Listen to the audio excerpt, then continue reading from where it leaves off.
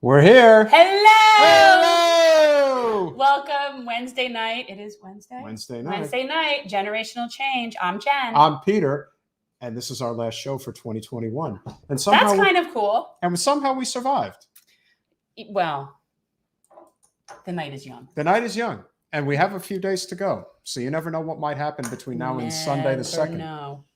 Like, I honestly wouldn't even know it was New Year's. I honestly wouldn't even, I have no plans, no nothing. Like, just every day is like kind of a blur in my house right now. Well, obviously there's a lot to talk about, and we got two great guests coming on this evening. We first have Ryan Morales, who is running for Commissioner of Agriculture of the state of Florida. This is a position that is very important for the environmental movement, and one that we're going to learn more about. And then, of course, and is being vacated by Nikki Fried as she's running for governor. Yes. And then, of course, we are speaking with a person who is very well known in these parts of the state where we are, Billy Corben, director of many great flicks, including 537 Votes and Cocaine Cowboys. So, which has now been re-released as a series on Netflix, because it was originally in 2006 was the original Cocaine Cowboys. Yeah, and he's definitely needed some updating to do. And people might not realize what that's all about. I mean, it's really interesting because I grew up with that. It's really about Miami in the 70s and 80s and the drug industry down here and how it was so all encompassing in terms of everybody paid off. Hi, Mallory's mom. Hi. Nice to meet you. Glad to have you here. I think that you're her mom in California, right? Her chosen mama. Yes. Yeah. And so I think that this conversation obviously is going to be very fun, and we'll have a lot to talk about. But of course, we do have a major story that we have to touch on right away. And that, of course, is Ghislaine Maxwell has been convicted. Ghislaine. Do you say Ghislaine? Ghislaine. Ghislaine? Yeah, that's how it's pronounced. Whatever. Well, it sounds fancy. It's pretentious. It's very pretentious. But Ghislaine Maxwell, the main accomplice of Jeffrey Epstein, has been convicted on 5 of 6 counts of sex trafficking and various sex crimes. So, of course, what does that mean? What it means is that when is sentencing? I believe in relatively soon. I don't even think it's going to be that long. Yeah, it's normally like a month or so. It could be, a month, or it depends. Well, apparently she's now officially on suicide watch, which is, of course, not a surprise. But is she on Arkansas watch? Well, that's what needs to be asked, of course. No, I don't know for sure, but because she has a much better chance of being Arkansided than suicided. Well, either way, she's not going to talk. No. And the reason she's not going to talk, ladies and gentlemen, is because there's a very important caveat, as the attorney here would probably tell you. There's always a caveat when cases like this eventually get decided, and that, of course, is Ghislaine's little black book that contains all the information of the various elites that were involved in this sex trafficking ring. Yeah, they're going to be protected. They are not going to release that information. Now, one must wonder, of course, is somebody going to leak that information? Is that information even available? I don't understand how we don't have it anyway. I still maintain that somebody like Jeffrey Epstein would have a contingency that upon his death, all of the information would be released. If I were that person, I would have such a contingency. So it's to me, that was why I always questioned whether or not he's actually really dead. I mean, I do think he is, but it was always very interesting to me that a lot of information wasn't released, because I would have that.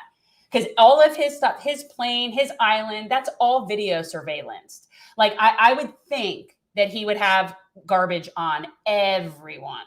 And I would have a contingency. That's all I'm saying. I would also be curious to know, as many of you may or may not know, that Jeffrey Epstein was protected by the Palm Beach County Sheriff's Office for a long time.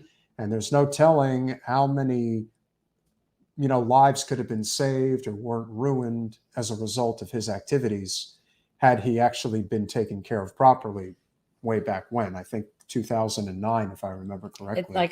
We all have different ideas of what being taken care of properly would mean. I'm not saying anything about what should or should not be done. I'm just saying, I think that taking care of I think we all have very different ideas as to what being taken care of properly.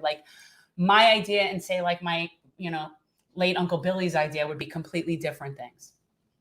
Let's just say if the late Uncle Billy was around when she was running for Congress, there'd be a lot of people with cinder blocks. That's all I'm saying. Like it would have been a whole. I think of that sometimes, like what that would have been like with him around. When I hate to say it, but if you're like trying to run for office against a crooked establishment, it's like you need the mafia, if you will. It's so unfortunate. It's so unfortunate. Well, that's how you end up becoming the monsters that you're fighting, because it sort of like takes one to beat one.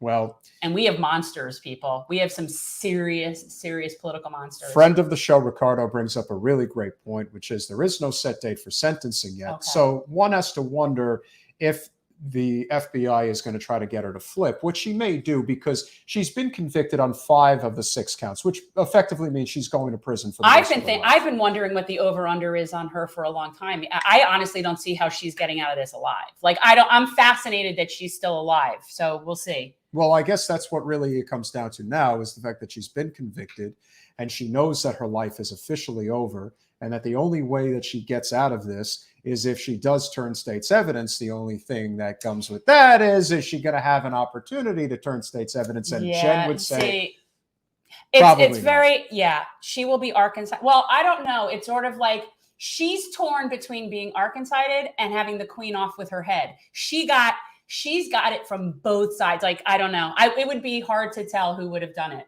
because the fact that she has stuff on Prince Andrew, it's like the queen's just not going to have that. All right, there's no question that our camera's off slightly. So are we?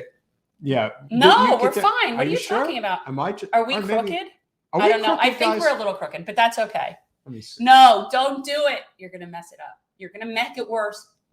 Better is the enemy of good. Don't touch it. That's a fair point. We can worry about this after. Yes, if the clarity is good. If we're crooked, you should see. Although we're really improving our Rube Goldberg scenario here. That's good. I mean, we are. Look at how we actually have real lights attached to like rods on the wall. On a shoestring budget, we have definitely accomplished quite a bit. And let's say why, courtesy of Jason Perlman and Euromedics and my husband, because he is also going to be using the studio for other things. Hey, you know what? We could He wants to have a comic book auction. And that's I have a good idea. One way that we could generate revenue for the show is we could rent out this space to other I've thought of that too.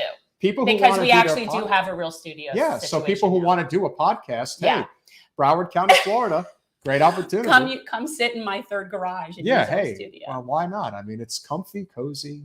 Works out. It's getting there. It's getting there. So, of course, we are very pleased to welcome our first guest of the evening, and that, of course, is a very important topic that I want to discuss, which is there are many positions that people will run for office that are very important, but they're not as sexy as, let's say, U.S. Senate or Congress. Which I think is an opportunity to get people elected that otherwise, it's a good position to slip somebody. That's how it happens in a red state to get a blue person. It's not even a question of getting a blue person. It's a question of getting a non-corporate person. Yes. That's what it's all about. Well, no, and that's also the same reason that Nikki Fried was able to get in there.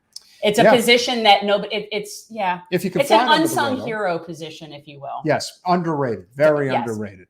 And so the Commissioner of Agriculture is the position at the state level when it comes to environmental protection, environmental justice.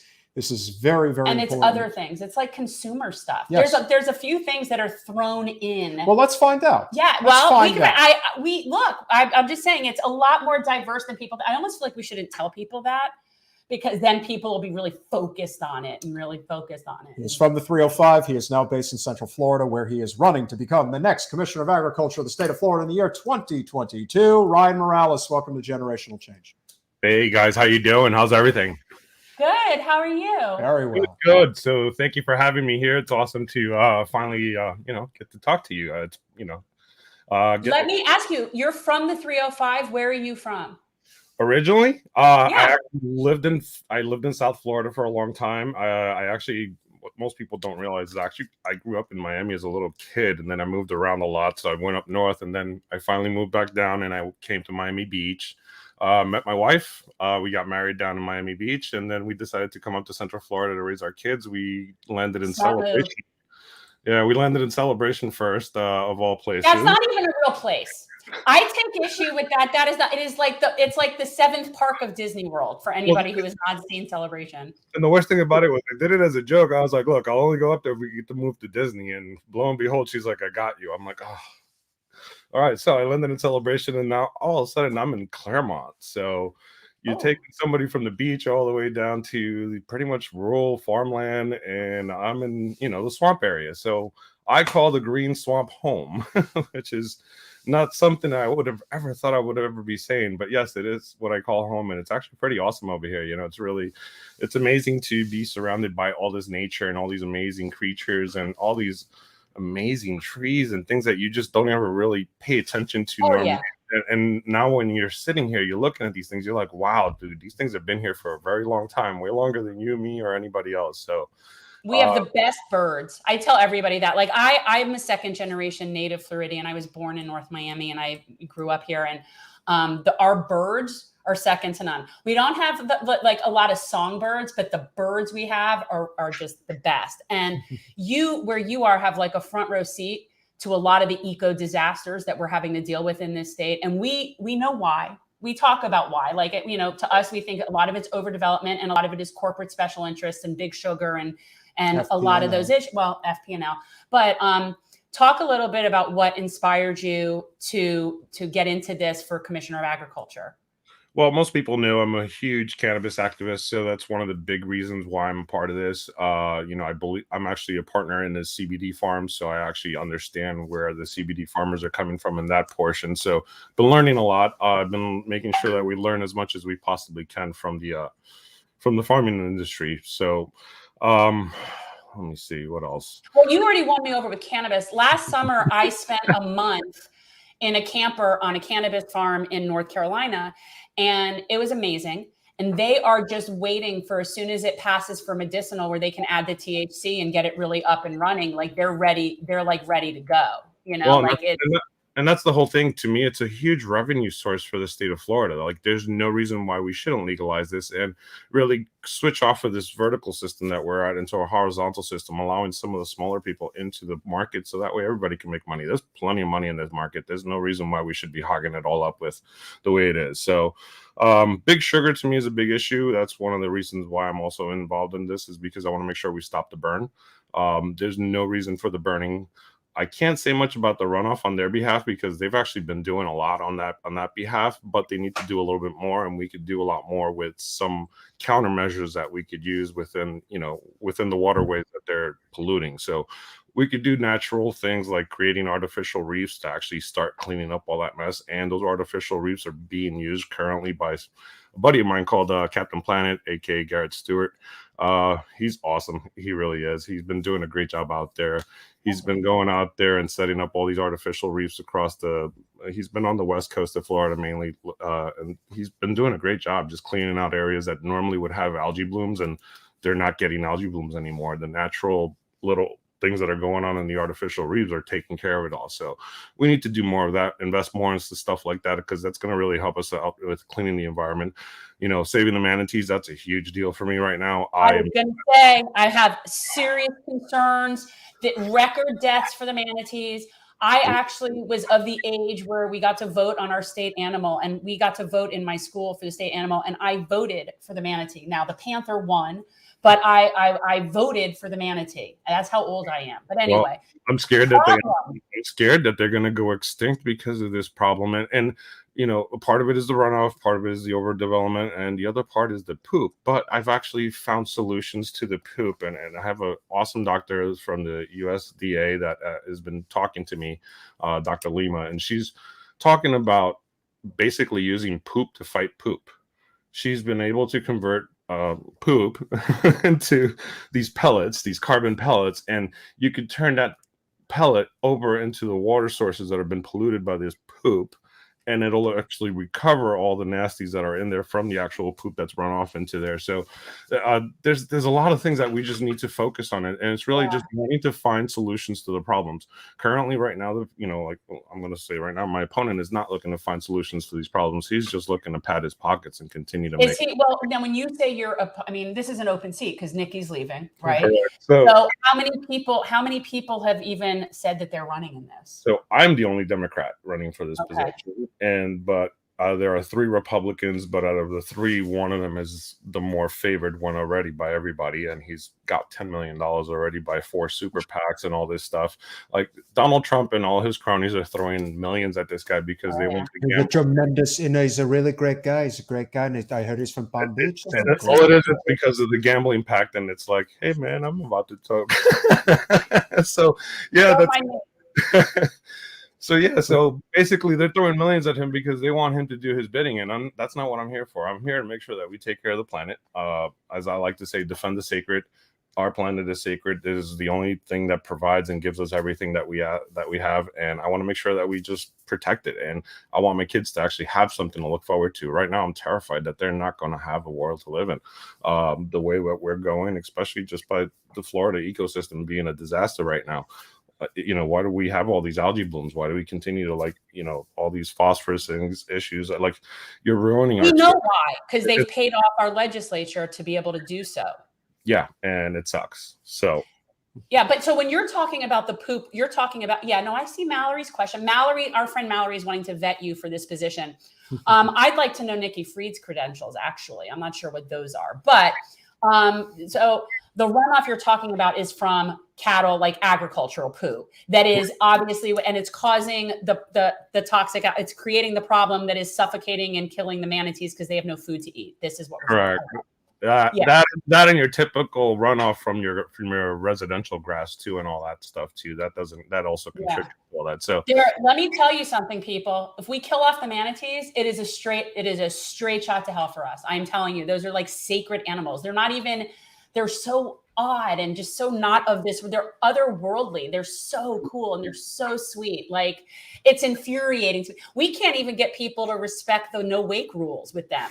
Like, we're still trying to get boaters to be respectful when it's completely within their control. It's like, people, the manatees are special. I've said it a million times.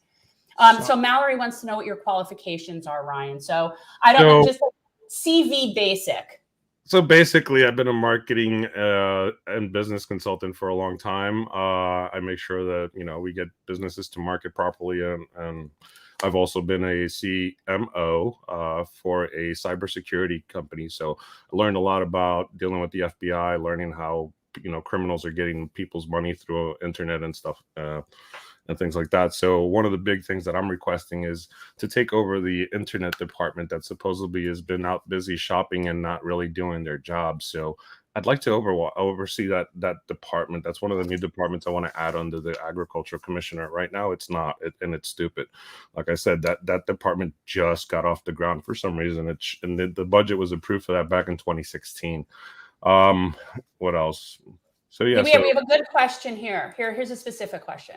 Sure. Ryan, what is your stance on aquaponics and as a mass distribution effort to feed hungry families? Great question. So I love Christina, and Christina's friend of the show.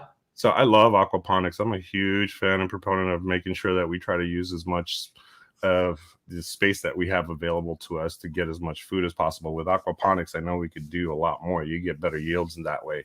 So that's really, I'm a big fan of that.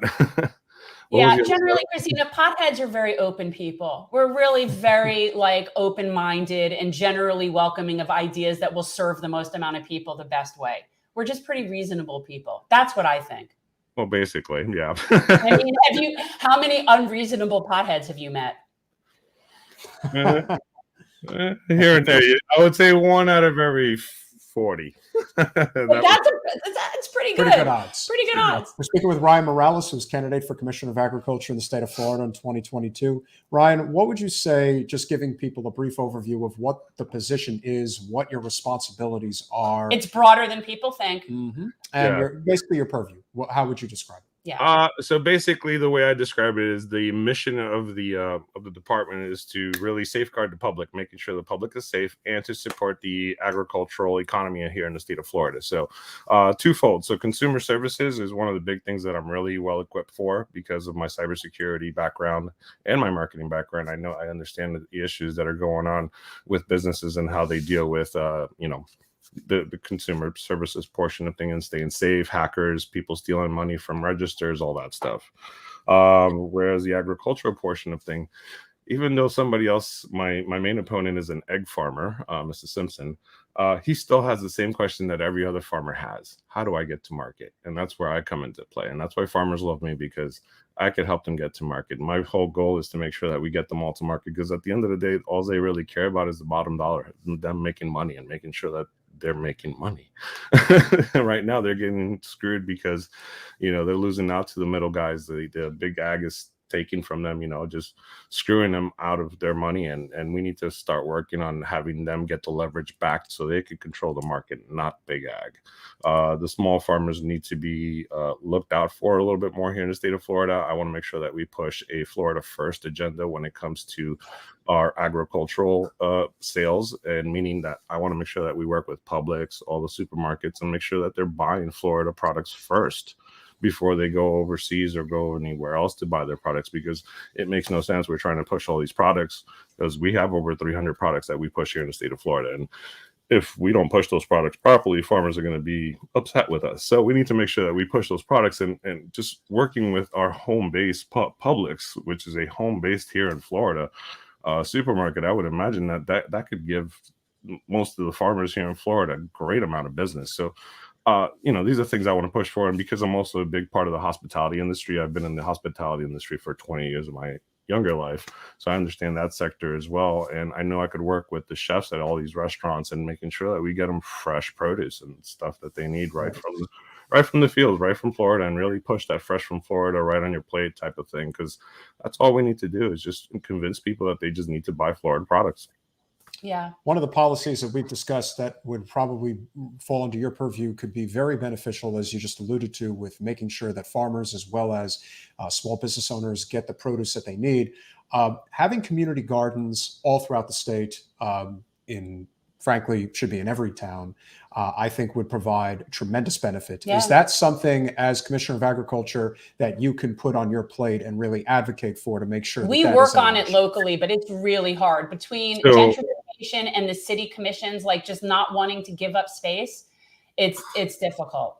So here's my big thing. I actually want to put on a program that would give people money to help them change their garden or their front lawn to a garden, and really just help people, especially low income areas, so that way they can grow their own food and share and teach people how to actually be a community again. Like, hey, if I grow eggplants here and you have potatoes over there and this guy has sweet potatoes over there and this person has zucchini, like, hey, can we all trade off? And like, that should be the way we should be, doing our community a favor instead of the way it is currently.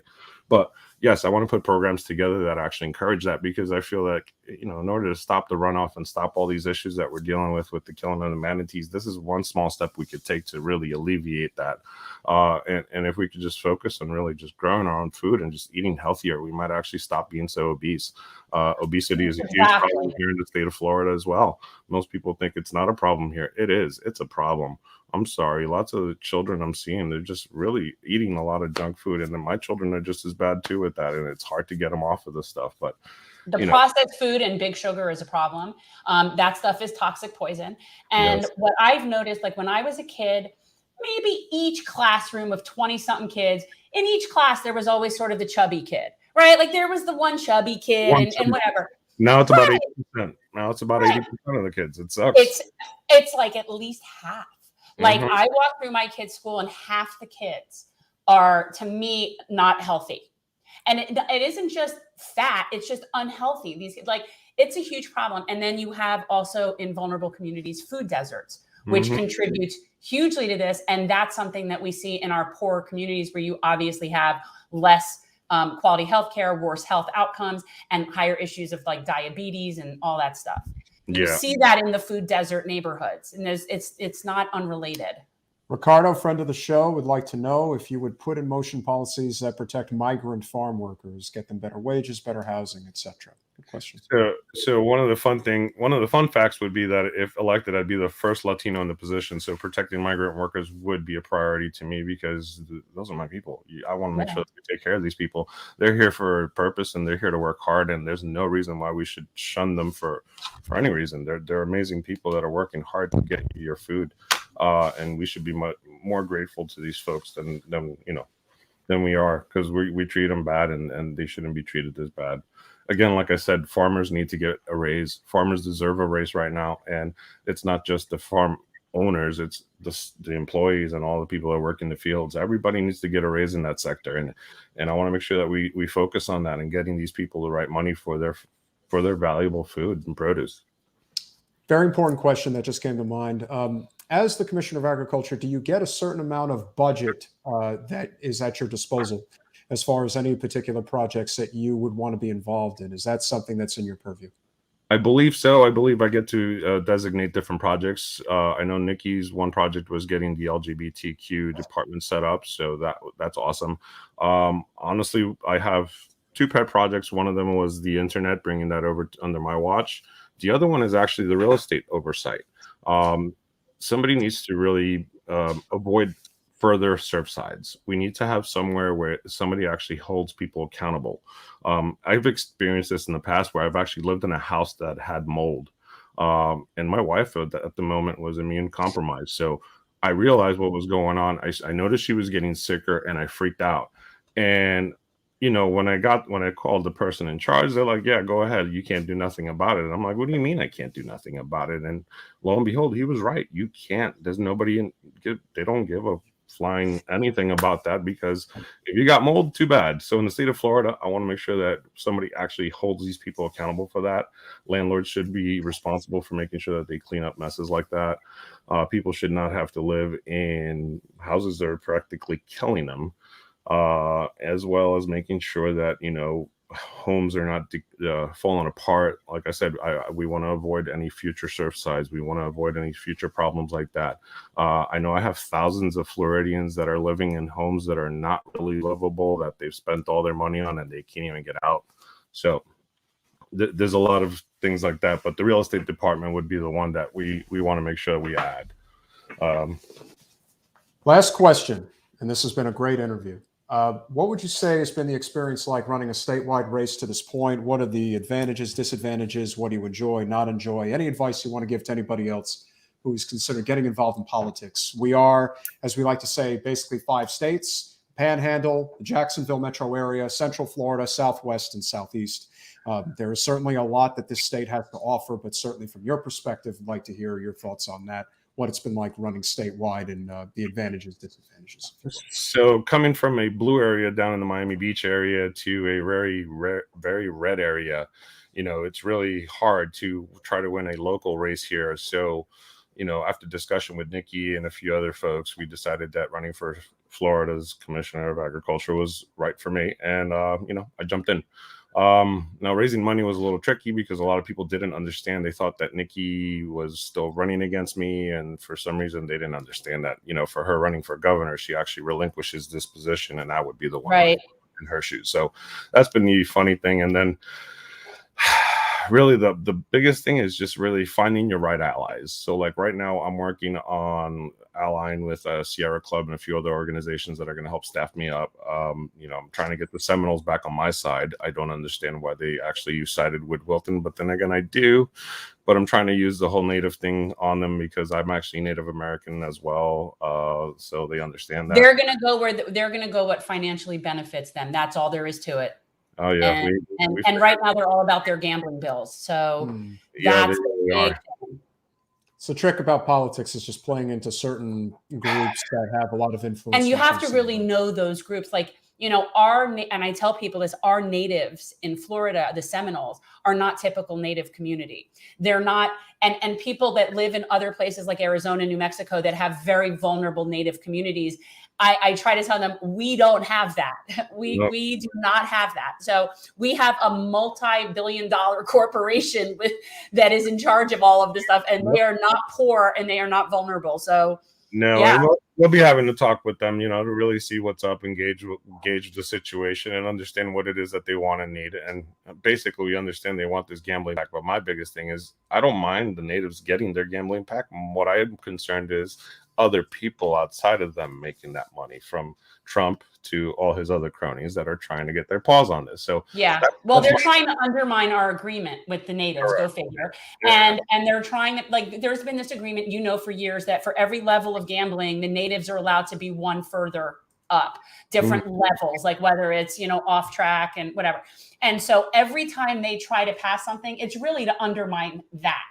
Yep. And I know it, right. So now you're seeing nonstop commercials on that, people to not sign the resolutions for the gambling, whatever. But I've noticed that the resolutions I've seen, and correct me if I'm wrong, seem to be protecting the tribes. The resolutions that are pending seem to be protecting them in terms of the mile radius outside of, protecting their gambling areas. Yeah, that's what I saw on one of them, because I was confused as well too, and I needed to read them, so I did get a moment to see one of them, and I'm like, all right, this doesn't sound too bad. It didn't really sniff. It passed the sniff test for the moment. It didn't really have issues on that one, but so it's interesting. So we shall see what it is.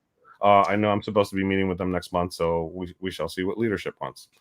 No corporate special interest money. Do they fly in on the helicopter? Do you have a helipad near you? No, but I'm going to them to meet with the mama of the tribe, which is Betty. So I'm going to go meet with her. But down in Hollywood, they're in Hollywood. Mm-hmm. The one big person that we have that's going to be helping us out is actually going to be Rachel Bitterkoffer, the election whisperer. So she's going to be kind of supervising the campaign and helping out with a lot of messaging. So check her out. Bitterkoffer is the last name. Rachel. She's been on Bill Maher and a few other shows. She's excellent. She's been able to predict a lot of races and been able to help with messaging on a lot of races. So she's looking to come in and help out, and she knows the main issue is getting rid of DeSantis and the rest of the GOP. And if I could be Josh, Ryan opened with that. I'm sorry, Ryan. Josh is asking what's your position. I mean, he's a cannabis grower, Josh. We got it. Sorry. Oh no, I'm actually a marketing person. I'm actually a marketing guy. I have my buddy's the cannabis grower, and all right. He's the one that does all that work. I do all the other work. I do all the marketing, all the financing, all the numbers, all the crunching of all the plans. Ryan's all about the cannabis, Josh. Well, you certainly seem up to the task. RyanForFlorida.com. Guys, check it out. Christina, I am not ignoring your questions. We can't get to everybody. We are doing the best we can. I have no doubt that we will have Ryan come back on the show. We'll have him back, people. We'll have him back. Look, you're very popular, Ryan. Yes. Well, of course. And again, and last question, very important question. You are not taking corporate special interest money. Is that correct? Correct. Hence why I need everybody to donate. So if you guys can go donate.ryanforflorida.com, that would be awesome. Guys, put him on the rotation. It's an important position, and you definitely don't want a corporatist in there, because even if they do go for the weed legalization, they're just going to be in with Morgan and Morgan. So we need somebody who's in there that represents people. No, I'm a patient. I'm an actual card-carrying patient. I was one last time. I've been one for a long time here in the state of Florida. So it's important that we make sure that we protect this program, keep it going, expand it, legalize it, the whole nine. I want to make some money off of this. The whole state of Florida wants to make some money off of it. And we've run the numbers. We've run the numbers. $4 billion in tax revenue that we could get on our first year alone. So we've definitely got a lot to make, and certainly home grow has to be part of the cannabis legalization efforts on the ballot next year. Yep. So certainly there is a lot to look forward to, even if it is a red state, as we say. Ryan Morales, thank you for coming on. Have a happy new year. We'll see you in 22, brother. Cheers, guys. Bye-bye. Bye. Yeah, guys, show some love to Ryan. It's an important job. We need the right cannabis proponent. Not all cannabis proponents are equal. That is very true. And some obviously, well, you'll know just based on the way that they talk about their interests when it comes to whether or not they believe in the monopolization of cannabis, which is, of course, a big problem, and whether or not they believe in the libertarian way, which is to let everybody have their rights. And also recognize the importance of protecting small farmers and small growers, and particularly minority growers, because they somehow get relabeled. There's this distinction between a grower and a farmer, and it ends up just screwing the small people. Perhaps this is something that our next guest might know a thing or two about. He is a filmmaker based in Miami. You know him for his great work with Cocaine Cowboys. not from down here, though. I verified. I don't think he's from here. I think he's from the West Coast. Well, he is here now, and that's what matters, right? But then again, who comes to South Florida and is actually from here? You're a rarity. That's why I'm from here.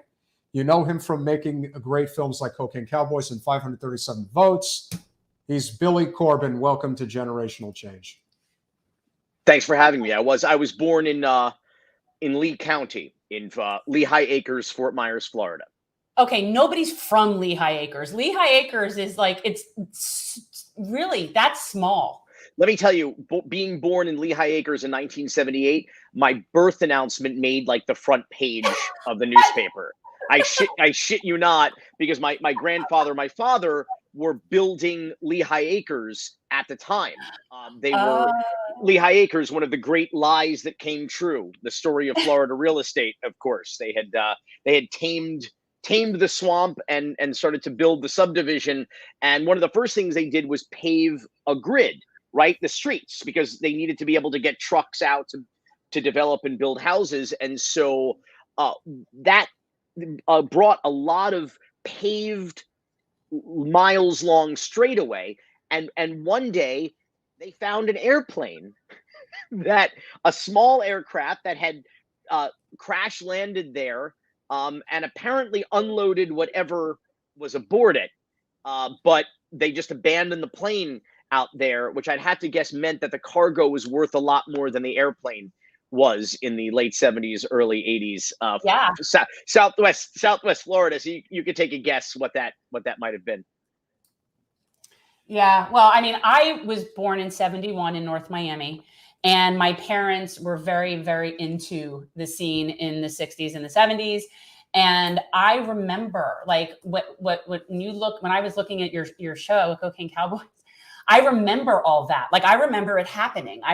And my uncle, who we were referencing before, who was a little bit just shy of kosher, he was very involved with the boat racing thing.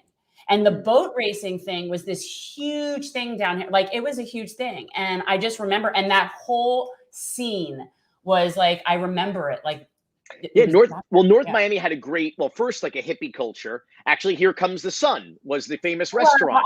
I am sort of the ultimate. Yeah. That was the famous, like, first, like, health food kind of natural food restaurants in that area.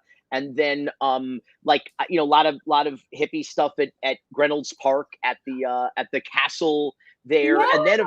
And then of course, because it is adjacent to what is now the city of Aventura, which is where Thunderboat Row was, where a lot of the Go Fast boats were built right along that stretch. That's Mall Lake.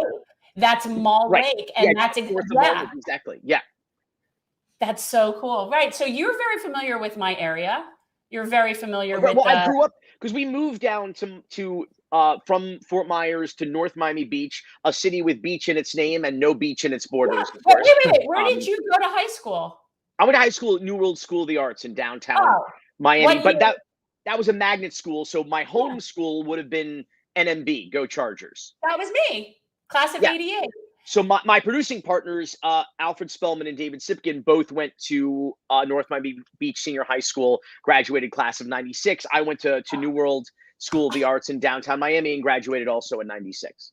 Okay, I had a few friends. Like, I remember when New World started, because it started, like, I want to say 86. When I might have been in high school. 86? It was called Payback first, but that was the dawn of it was 10 years before I got there. But I remember some of the kids that were our theater kids and our music kids that had transferred down there, and thinking that was really cool. And I know some kids who did graduate from there, but I'm too old, so you wouldn't know anybody.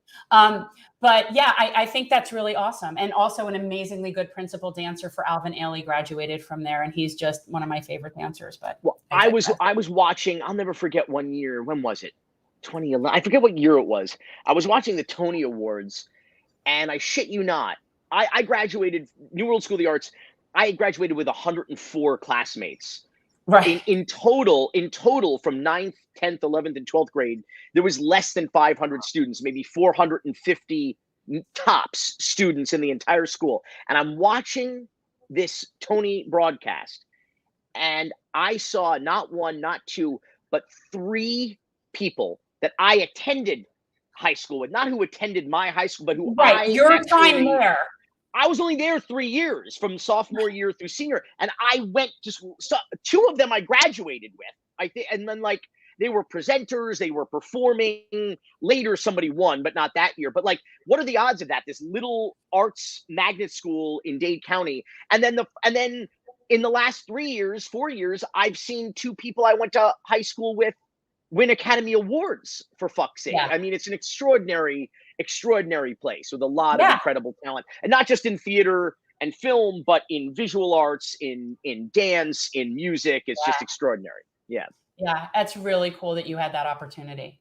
Yeah, we've You done wouldn't And have every had it year, anyway. every fucking year, we have to fight the Florida legislature to fund this school. This school is Yeah. just it's just feeds the arts all over the world, and we have to fight tooth and nail for them to not defund this school, which you think any other state would be like, this is our golden jewel. We're, Yes. our shining star. This is gonna be what we tell everybody about. This is a major economic engine, artistic engine, award-winning engine, and every year we have to fight for funding for this school, which is which just goes to show you what a broken place that we live in. Florida is what we call it. Yeah, Oh, that's such a mess. definitely it is. It's a mess, and it's sort of emblematic of kind of like the state of politics these days. Obviously, you've gotten really involved in certainly the documentary 537 Votes Never Gets Old. We all could wonder about what the world might have been like if Al Gore was president instead of W. I mean, probably would have looked a hell of a lot different. What has been your assessment of the way things have gone pretty much over like the last year? I mean, right now, we talk about the prospect of DeSantis not just winning re-election, but becoming the next president. And I think one of the reasons that happens is because there really isn't an opposition party in this state. The Democratic Party in Florida just never seems to get it right. And there are many reasons for that. And I think part of that is this sort of holdover of a lot of these, dinosaurs, if you will, that have just been in, power for so very long. And obviously, we were very appreciative of you supporting Jen against Wasserman Schultz. But I think it's just sort of emblematic of, just sort of like that rot. How do you see it, more or less, the state of Florida politics right now? Yeah, what's my line? The Democrats never miss an opportunity to miss an opportunity. I think that just about sums it up. That's my perennial tweet. Unfortunately, it gives me no joy to do that. Incidentally, I've only been a Democrat for 3 years now. It sucks, I got to tell you, especially in Florida. I mean, it just sucks. I was an independent since I was 18 years old, registered to vote in English class, as I recall, at New World School of the Arts. I turned 18 over the summer, so I got to register in advance. So when I turned 18, they sent me my voter registration card. I turned 18 in the summer of 1996, so it was a presidential election year, and I got to vote in November. And very proudly, although I don't know that I'm so proud of it now, for Ross Perot, because I was going to be that passionate independent. And it wasn't because, to be fair, it wasn't because I wanted Ross Perot to win or be the president of the United States. I knew that was impossible, but I wanted to empower third-party candidates, independents, whoever, somebody, because if we didn't start voting for them, and that was my first vote for president, it was never going to happen. We were going to be stuck in this two-party system forever, and which it certainly seems that we're doomed to do that. The problem is, the only thing worse than a two-party system is a one-party system, and it seems that the Republicans have abandoned all artifice of even pretending to be statesmen, stateswomen, statespeople, even pretending to play some kind of game, the game of politics in a fair way, in a fundamentally in a way that even is consistent with the ideology that we were raised to believe that they held. They have no ideology anymore. They have no beliefs other than power. It's pretty naked. And I think that is the fundamental disconnect. I think Rick Sanchez says it best in 537 Votes. While the Democrats are sitting around trying to figure out how to do the right thing, the Republicans are figuring out how to win. And that's what and Florida, they have mastered that. Is really a Florida. And Florida, unfortunately, the Florida of today is the America of tomorrow, which means that the Florida of yesterday is the America of today. So really what America is suffering through now, Florida has already in many ways gone through it. So it's absolutely no surprise that when we talk about the Republican race in 2024, how many Florida men, I mean, are like Rick Scott and Marco Rubio and Matt It's Gaetz so and bad. Donald It's Trump just- and Ron DeSantis and like Yeah. Francis Suarez, like all these. There's no other state that could possibly spawn this many gremlins, you know, to run in a single primary. I mean, it's just extraordinary, you know. And no, it's no surprise. I mean, listen, I don't know what Trump's gonna. I mean, Trump's gonna have to go after him. I don't know what's going to happen there. I mean, they're going to have to eat each other alive. They're like beta fish. Interesting. Alpha males, but they're like beta fish where you can't be in the same thing. I have a question for you, Ryan. Are you a Miami Dolphins fan? A long-suffering Miami Dolphins fan. Yeah. Are you? Yes. Okay. Then you're prepared to be a Democrat in Florida because it's basically the same feeling. So, yes. like to me, when we've entered our 5th consecutive rebuilding decade. Yes, you're absolutely right. Yeah, that's what it's like being a Miami. It's fair. I think here's the thing. When everybody was, you know, when the Democrats won the midterms, right, in 2018, and everybody's like the resistance, right? It was the rise of the resistance. Here's the thing. What I was trying to warn everybody, I was like, they don't have the stomach to be a real resistance party. They don't actually know what that means. They don't know how to do it. They don't know what to do. Listen, what the hell is this? What is Merrick Garland doing? Because everybody's talking about Sleepy Joe. How about Sleepy Merrick? Would somebody wake that guy up, for crying out loud? And what is this January 6th committee all about? What is this? What is this, a dog and pony show? Like there's real shit that went down in this country that needs to be fixed. Why not start to address some of these Hatch Act violations? How about they how about they make that a criminal offense? How about they look back and they say, we need a truth and reconciliation committee is what we need. We need to look back at the last 4 years and say, how do we actually clean this up moving forward so we don't do this again? And the truth of the matter is I think the Democrats are petrified that some of those laws might be used against them, which really feeds this whole fever of like, oh, both parties are the same, but they are most certainly not the same. But that's what we see here in Florida. The Democrats are losers. They're simply losers. Look at what happened in this Frank Artilli situation, this shill voter situation down here during this state Senate race, right? I was doing my not my picks, but my recommendations, okay, for the Miami-Dade County ballot down here last year.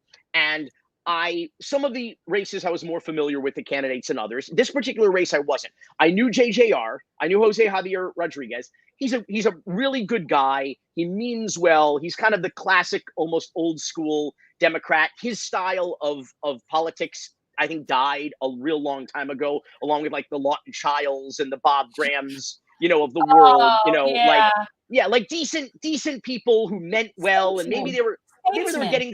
Yeah, again, maybe they were getting a little something for themselves, but all in all, they were kind of waking up in the morning, figuring out how I could do some good today, not just for me and mine. And so he's a decent enough guy. Now, here's the thing. So I'm Googling some of his. I knew the Republican. I knew she was like a joke. But I knew, and I knew that JGR was a shoo-in. But there's this third candidate, this NPA candidate, and his name is like Alex Rodriguez. So he has the same surname, the same last name as Jose Javier Rodriguez. And I start Googling, and I swear, I spend 15 minutes on this. And I go, oh, he's a shill candidate that the Republicans put up to create name confusion and try to siphon votes away from Jay. I got it immediately. So if I got it from 15 minutes of Googling in July or whenever I did this, you better believe his campaign knew about it. And his campaign consultant, Christian Ulvert, if you want to talk about the swamp of Florida, all this old guard, these consultants who just get paid and at best are worthless, and at worst are pretty nefarious, crooked characters like Christian Ulvert. Okay, they get paid to lose. They knew about this guy, and they did nothing. They didn't go to the press. They didn't file a lawsuit. They didn't go to the elections board. They did nothing. The man lost by what? 30, 40, 50 votes. So what I said is, the Republicans didn't steal it. The Democrats gave it to them. Handed it. So they might as well have put a little bow on top for Christmas, for crying out loud. I mean, it was ridiculous. But I couldn't believe it. I was like, I knew about this. And they're like, well, I talked to them about this. They're like, well, it was such a noisy media market at the time. There was the George Floyd uprising. There was COVID. There was the presidential election. I said, but the president of the United States, Donald Trump, at the time was talking about voter fraud and they're going to steal the election. I'm like, here was an example of someone trying to actually commit some kind of election fraud and steal a race. The media would have pounced. The national media would have pounced on that. And of course, as we've seen over the last year, there was a lot of fraud last year, all committed by Republicans and mostly in the state of Florida. So Donald Trump was right. Republicans everywhere you look were trying to steal, and in some cases successfully steal, elections in the state of Florida, like those three that were indicted in the Villages for trying to vote for Trump like 2 or 3 times, like multiple times. Like, come on. I mean, get out of here. I think we're definitely looking at this from the perspective of, even if the Republicans are worse, we still think that the singular issue of our time is how corporate special interests have captured our government, and with it, both parties. And so when we see stories like this, like such obvious no-brainers, it's almost like you're thinking, normal circumstances, if it's an even playing field, they would say, no, we're not taking this. And by the way, the Democrats have a really good habit of always complaining after the fact. They never do it before it actually happens. And so I'm thinking, what if the major donors, because if you are like because I actually went to the Dem Blue Gala in Orlando, and one thing that I always find interesting is how the major donors are always the same for the two parties. Big Sugar and Walmart. So I'm wondering if maybe FP&L favors Next Era Energy. Next Era Energy. And yes, that's a huge one. But the point is, there's no Labor Party.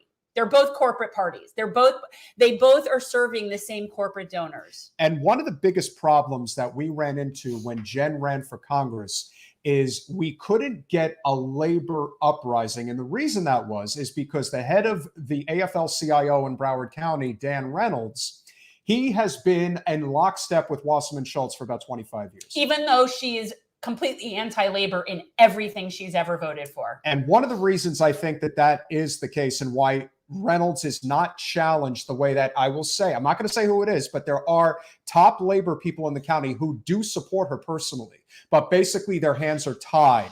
It's not just that Debbie's a corporate Democrat. She's actually a horrifically bad representative in regards to supporting the Trans-Pacific Partnership and supporting NAFTA, all the things that have crushed labor. But the biggest thing in the state of Florida is that we're a right to work state.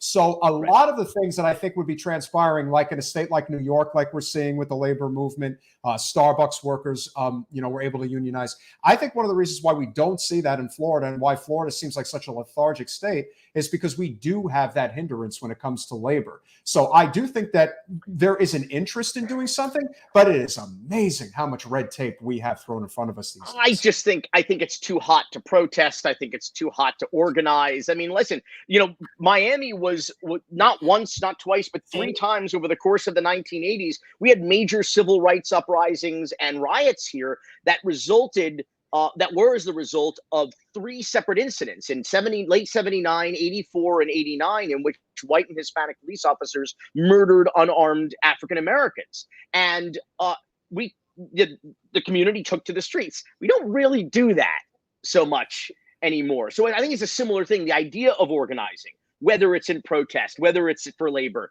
Florida is just kind of, I don't know. People don't come down here to get shit done, right? They come down here. They come down here to hustle or retire, right? That's what you're doing. You're either hustling or you're retiring. Or you're doing a little bit of both, and you're just like an obscenely wealthy person looking for a tax shelter and a 4th or 5th home, or whatever, or whatever that may be. But I don't know. I think it's just a general kind of malaise and complacency that we have down here in the state of Florida. It is very funny you mentioned Debbie Wasserman Schultz, though. In 2016, when she became I don't know which idiot made this decision, but the head of the DNC. I was like, That would did be anybody? Obama. I was like, did anybody ask us down in Florida if we thought this was a good idea? Like, I was like, this is going to be a disaster. And it was, and I was saying it contemporaneously. I was like, wait a second. I was like, this is not a good, this is not a good thing at all. Right. And I got to tell you the truth. I became a Democrat very briefly in 2016 so I was an independent from 2018.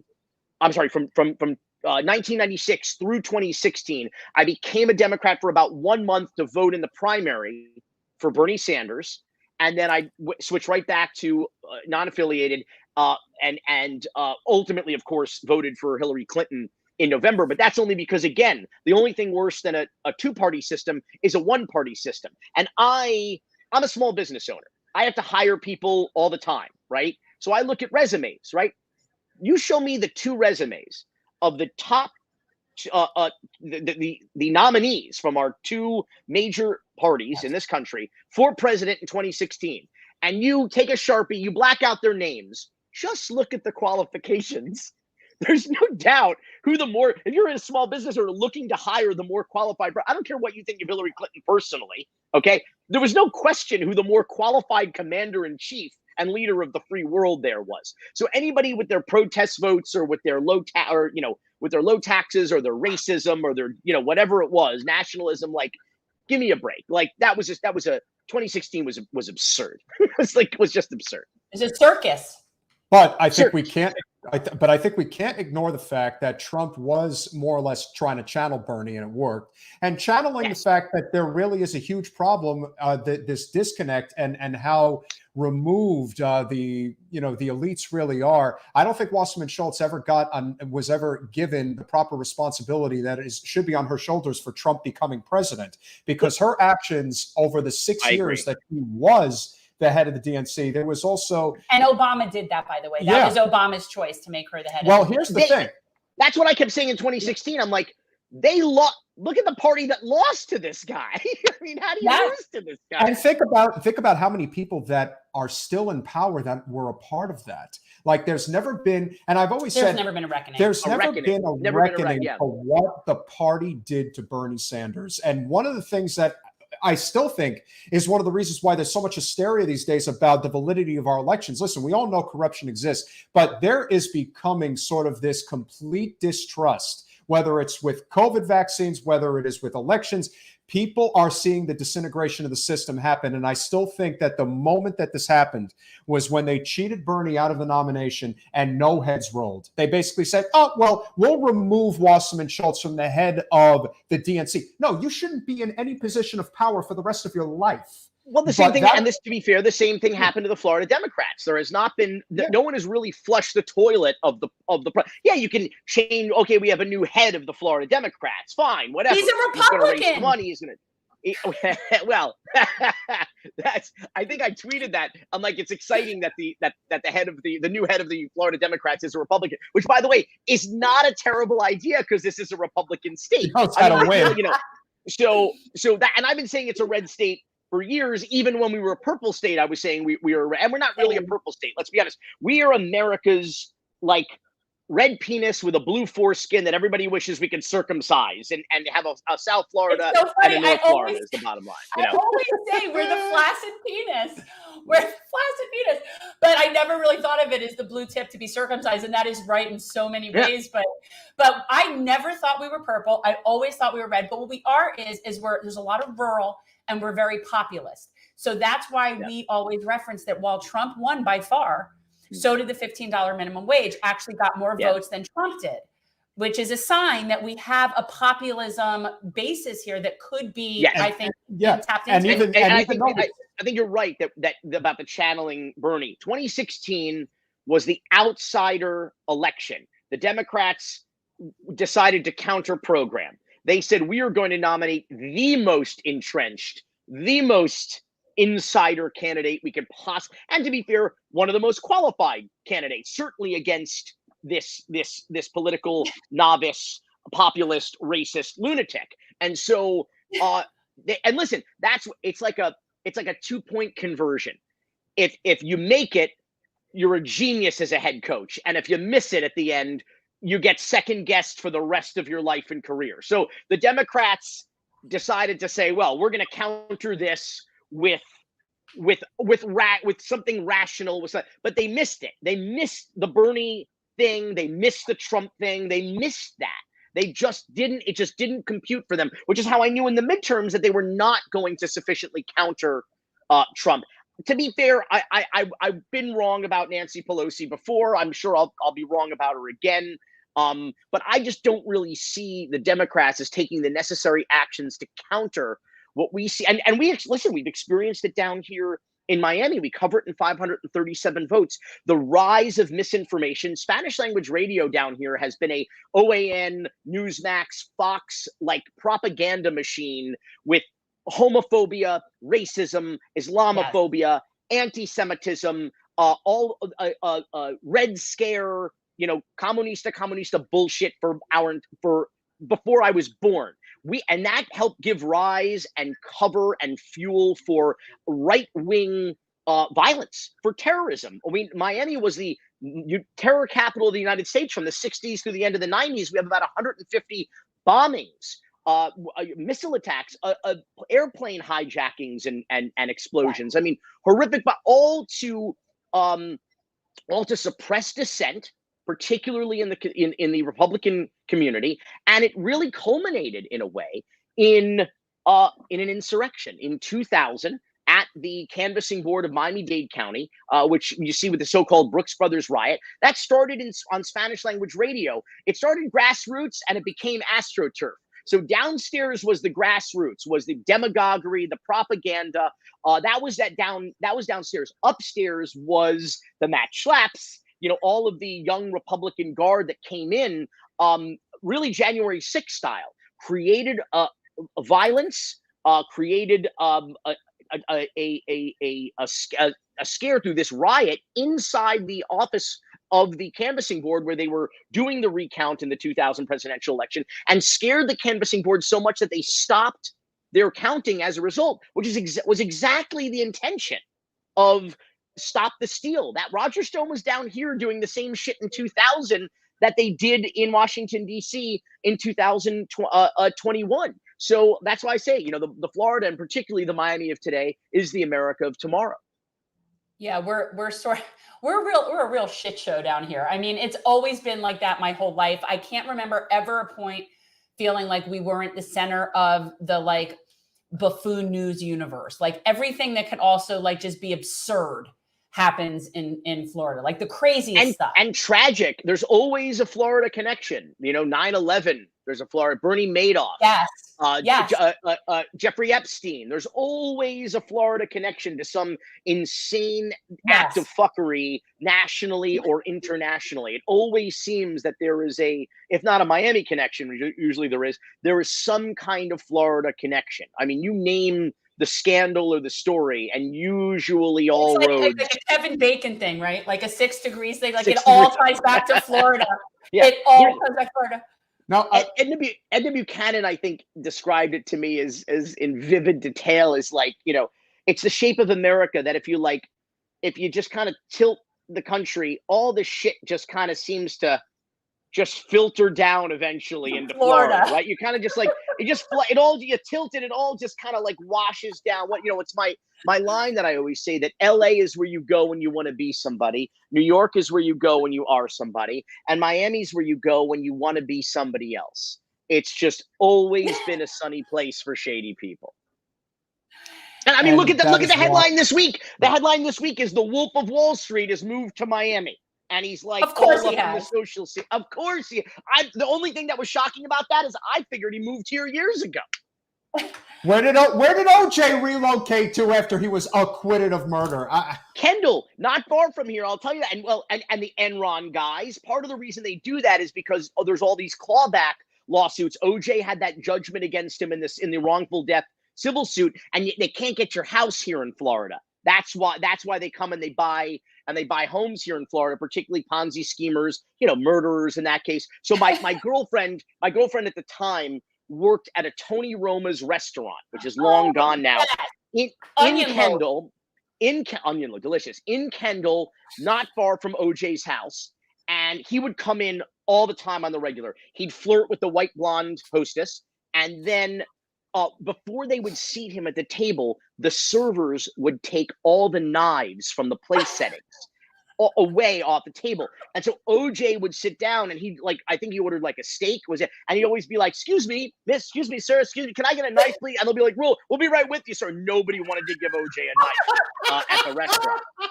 Listen, you can laugh. He murdered 2 people with a knife. Yeah. I was just going to say, you know what you say about like people that are tied to Florida.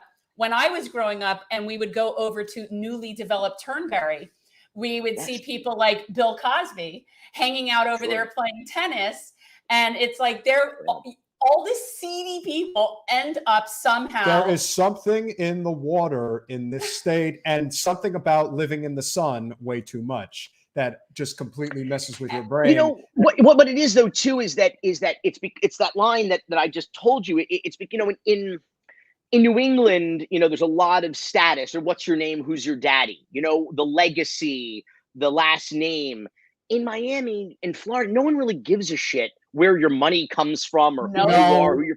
If you're here and the booze is flowing and the cash is flying, nobody cares. It's all nouveau riche. It's all, everybody's the Great Gatsby. Like you have all these brickalista thousandaires, driving around rented Lambos. Like it's a fake it till you never make it kind of town, Well, and most of those, whenever I see those cars, I always think of 2 things. One, I think small penis. And then I also think most definitely rented. And that's the thing. It's all new money. It's all people living off of next month's income. Like and it's just like everybody flying by the seat of their pants. Billy, it was so bad. I was at this, I forgot the name of it, but it's right by Lauderdale by the Sea. And it's one of those like to be seen places. And I'm just walking out to the pier to meet up with a couple of friends. And it's like everybody's an Instagram model. It's so unbelievable watching them with their phones. And you should go down to the 305. I'm sure. Where South are you, Beach. Billy? Where are you? Are you down there? Our office is in Miami Beach. So I'm in the thick of it, man. Yeah. So what was your inspiration? Because you were born a little bit on the later side in terms of like the heyday of that. Like when we were in the 80s, you weren't following this stuff in the news, probably. I did find you were definitely young, on the young end when the stuff that you made your film about. What inspired you to get to really look into that and research that? Because that was obviously a lot of time and effort to do.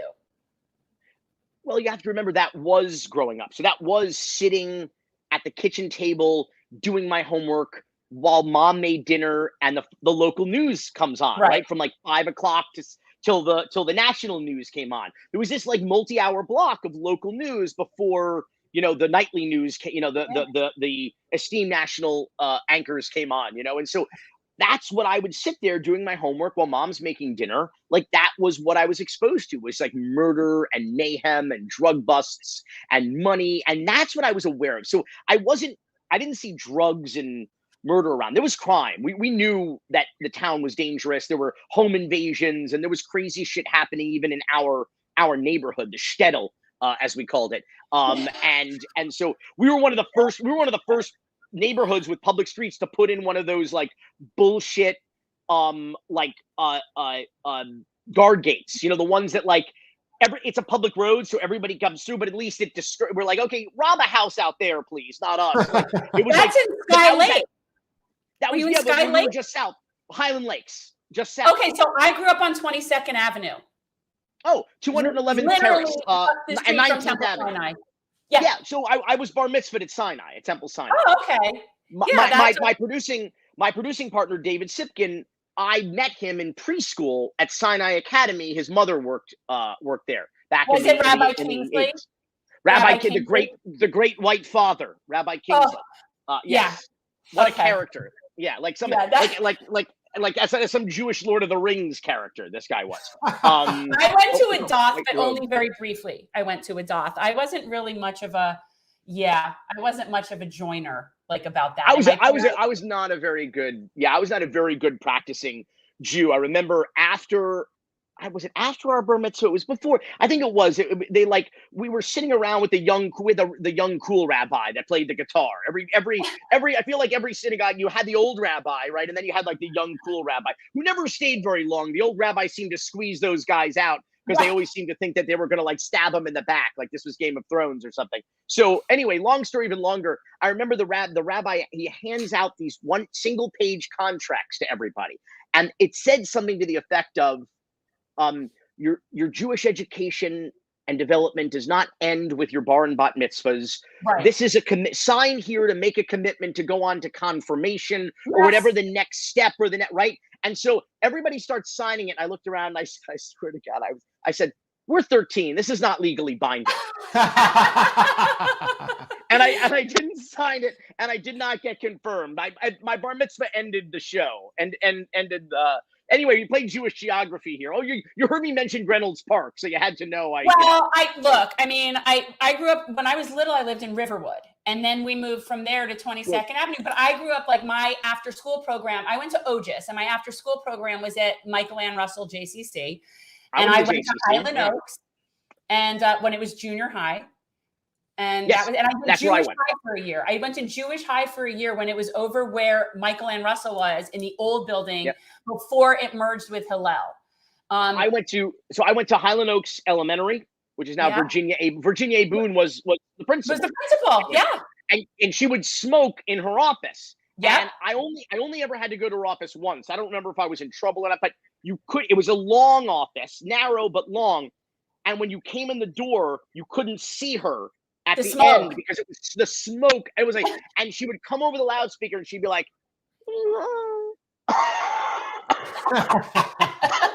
attention all classes. Attention all classes. It was amazing. And this is the 80s. Nobody cared. And so then I went to Highland Oaks Middle, Highland Oaks Junior High. And that's where I met my producing partner, Alfred Spellman, in TV production class with Sheila Spicer, with Miss Spicer. Miss Spicer gave us the keys to the studio and said, "You boys, I see talent in you. You should work together and produce the morning news every day." And that was how we were partnered up by Miss Spicer in TV production class in 9th grade in Highland Oaks middle school there. And I did go to the JCC for summer camp. I went there for some after school stuff. And I don't remember, I think it was maybe my 7th birthday. It was right around the time Breakin' and Breakin' 2. Remember the breakdance movie started coming out? Like, I had a breakdance themed birthday party in the gym at the Michael Ann Russell JCC, which had the most petrifying running. Remember that track? I ran that thing. So scary. The corners were so scary. I'd crawl on the corners. It was great. You had to get some speed going to get around those corners. You needed momentum. No, but I was like Spider-Man. I literally crawled, and then I would run, and then I'd start running on the straightaway, and then on the corners, I'd be like, oh shit. Oh, it was so scary. I actually got to give a shout out to Sheila Spicer, because I don't know if you're familiar, but I graduated with in '88, and one of my classmates is Brad Meltzer, who also has often attributed a lot of his, like, how he's done in life to Miss Spicer, because she believed in him and she encouraged him to write, and she was like one of those teachers. I will tell you, it's infuriating. I mentioned, having to fight for funding for New World School of the Arts, one of the most extraordinary institutions in the public schools in the entire fucking country. And when I watch the damage that this state has done to our public school system, I'm a product of the public school system. When I watch the damage that they continue to do, how you have people like Manny Diaz Jr., who works for a living, 6 figures a year for a charter school company, and then gets to essentially misappropriate funds from our education committee, from public schools to basically his employers, for fuck's sake. It's appalling to me. And I say this by way of Brad Meltzer, who was sitting, much like Miss Spicer did with Alfred and I, saw something in us and partnered us together. We're still partnered together as producing partners. She was a creative writing teacher at North Miami Beach Senior High School. Brad Meltzer comes in. He tells this story. I hope he doesn't mind that I co-opted it. He won't care. or at Look, least I'm he can retelling it. take it up with me if he cares. He comes into class, creative writing class. Day one, Miss Spicer gives everyone an assignment, and they all write and they turn it in. She says, "This is just for me to measure what your abilities are right now." So the next day he comes in, I think she wrote something on the top of his paper like, "See me after class." Like, ooh, the dreaded "see me after class." Yeah. So he goes up and sees her and she says, listen, I want you to sit in the back of the room and not listen to a single word I say all year. You have to do the assignments because I have to give you a grade, but you have a natural ability and I don't want to teach that out of you. So I don't want anything that I say or assign or tell you to mess with your natural abilities and talent, because I want that to develop and evolve in the most organic way possible because you are gifted and you have a talent for writing.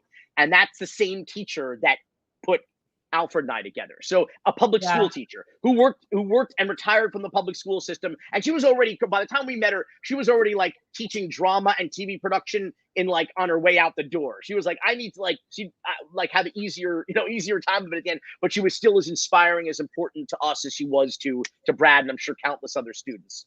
Yeah, we had amazing teachers. I mean, growing, I mean, where we grew up, I mean, yeah, there were some definite losers too, but we had some teachers that were I'm not going to mention any names. All right, I will mention names. Mr. Seamus, I'm talking to you. And by the way, we can also talk about Ms. Zucker, because that's Jeffrey Zucker's mother, Jeff Zucker from... I don't know her. Where did she teach? NMB. Well, no, she was NMB, and she was my English teacher. And Ms. Zucker, who was a crone, gave me a D on a poem that I then took and entered into the Dade County Youth Fair and won second place, which then infuriated her. And then she just got meaner to me. That's Jeffrey Zucker's mother. She was an evil, mean crone. It would certainly explain a lot about it. Would certainly explain why CNN sucks, right? Is that? I don't know. I'm just saying she was a crone. First of all, how do you have someone a D on a poem? I'm just saying. Person that doesn't want to see food. Well, listen. That gets me back to the shtetl, which is how we got off on this. Is in the neighborhood there was crime. I was aware of crime. I was aware of the danger I wasn't aware of the drugs and how that affected the community or didn't affect the community. But what I was hyper aware of, as I recall, was the money. And what I mean by that was that, this was the neighborhood. It's a working class, predominantly Jewish neighborhood. It's not a rich neighborhood. It's a comfortably middle class community. Everybody went to work. Everybody had a job. Nobody, in those days was struggling per se, but it wasn't a wealthy community. Right. There were people doing better than others, but it was pretty modest. Everybody had a new toy. There was a Porsche in the driveway. They were adding a second story to their house or redoing, repaving. These people weren't necessarily in the drug business, but what was happening was, at the risk of using a sea level rise or climate change metaphor, the rising tide was raising all ships. What was happening was, as I often mention, that Miami is the only successful real-world case study of Ronald Reagan's trickle-down economics. Miami in the drug boom, the cocaine boom. It's the only time that ever actually worked, because you had billions of dollars in illicit narco revenue being generated here, and it trickled down into every facet of our society, in the private sector, in the public sector, in law enforcement. If you were in business in Miami at the time, in any business, you were doing better than your counterparts in other places, bottom line. So you didn't have to be in the drug business. What was the line?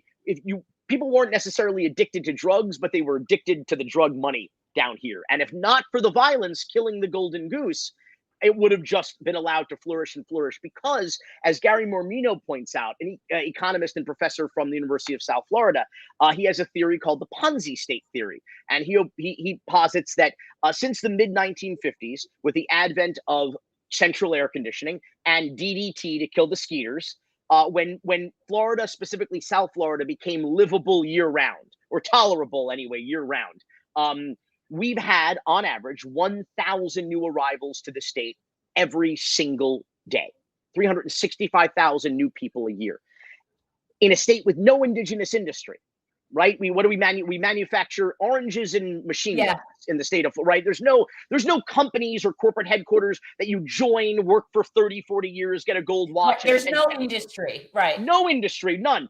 We sell growth. We sell the sun. We sell the Florida dream. What you do, you move here, you're either on a fixed income and retired, or you're going to subsist from hustle to hustle, and you're going to get into an industry that tries to attract tomorrow's 1,000 and service tomorrow's 1,000 new arrivals. You're going to get into hospitality, construction, real estate, developer or broker, restaurateur, hotels, just those types of hustles. And what happens in 2007, a year before the Great Recession, Florida experiences its first net population decrease. And what happens? The economy collapsed. And again, Florida today is the America of tomorrow. But what happened? We stopped getting the new revenue. We stopped getting the new investors. And like a Ponzi scheme, the economy collapsed because it is not self-sustaining. It is not a real, legitimate, viable economy. Yeah. It's strictly it's reliant solely upon growth. And if we don't get those 1,000 new arrivals tomorrow, the whole house of cards just comes tumbling down. It's fascinating. And you think that would explain why, despite the fact that sea level rise, ground zero is Miami, and yet the construction never ends. It just keeps going and going. I always say, we were having this project here in South Broward. Sorry, Jen, it's 420 somewhere. Always.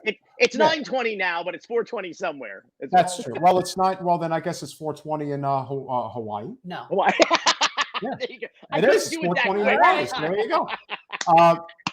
And I'm thinking, you look at like Hollywood and they're trying to build up this ridiculous condo building right on the beach, and it's only for the rich.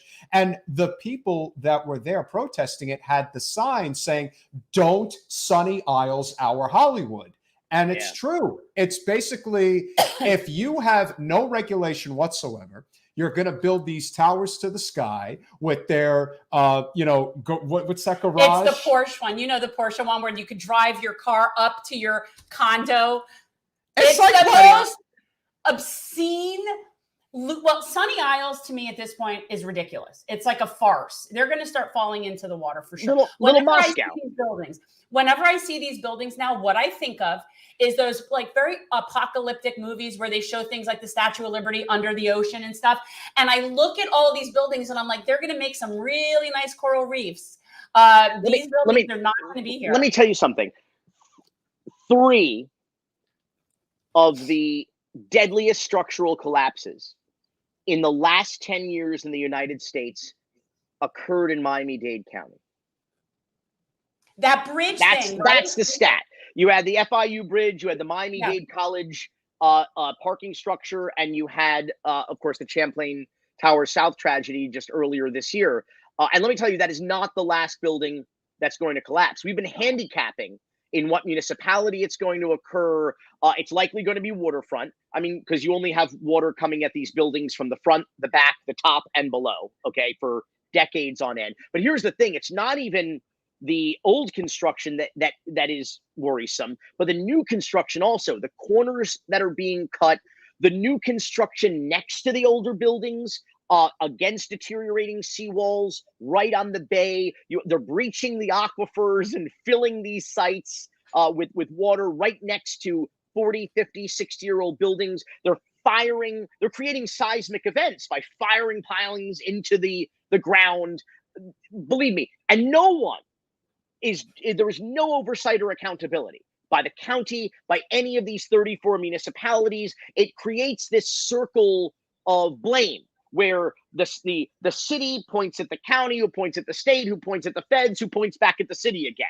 And nobody is ever accountable. That's the scam of these municipalities. Miami-Dade has 34 of them in addition to a $9 billion a year budgeted county government. And let me tell you, the spirit of these things of incorporation was right to take control of your own community, keep your property tax dollars working for you, create more accountability, more transparency, tighter, closer government.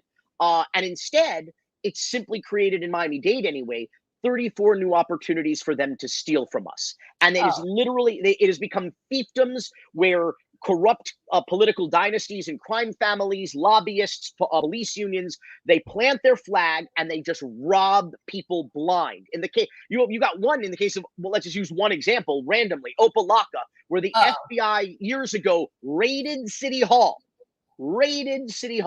That's all I'm going to say about that, because what else do you have to say? The community, the city is so corrupt. And who are the victims? The victims are the residents. The victims are the customers. The victims are being extorted. We'll turn your water back on if you have sex with me. Like crazy, mafioso, petty, dangerous sex predation, degeneracy, and theft. People don't realize that. It's a banana republic. It's a banana republic down there. It's been that way for years. Certain cities are worse than others for sure. But we talk about the sea level problem all the time on this show.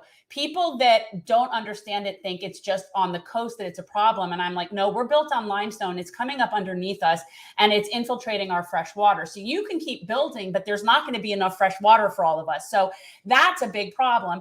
But when we like what they're doing right now, unsustainable. It is completely unsustainable. Even if you could safely build these buildings, to your point, there's not enough roads. There's not enough schools. There's no public transit. There's not enough clean water. There's not there. I predicted this. We're going to see, and we have a third world income disparity. You're going, and it's getting worse.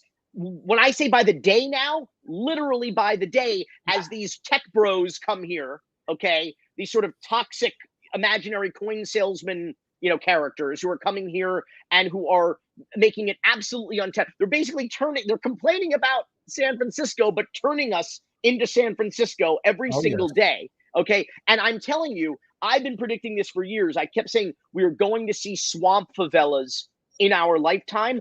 I'm relatively convinced we're going to see them this decade now. You're going to see, like you see favelas in third world countries on the mountains with shanty towns stealing electricity and water.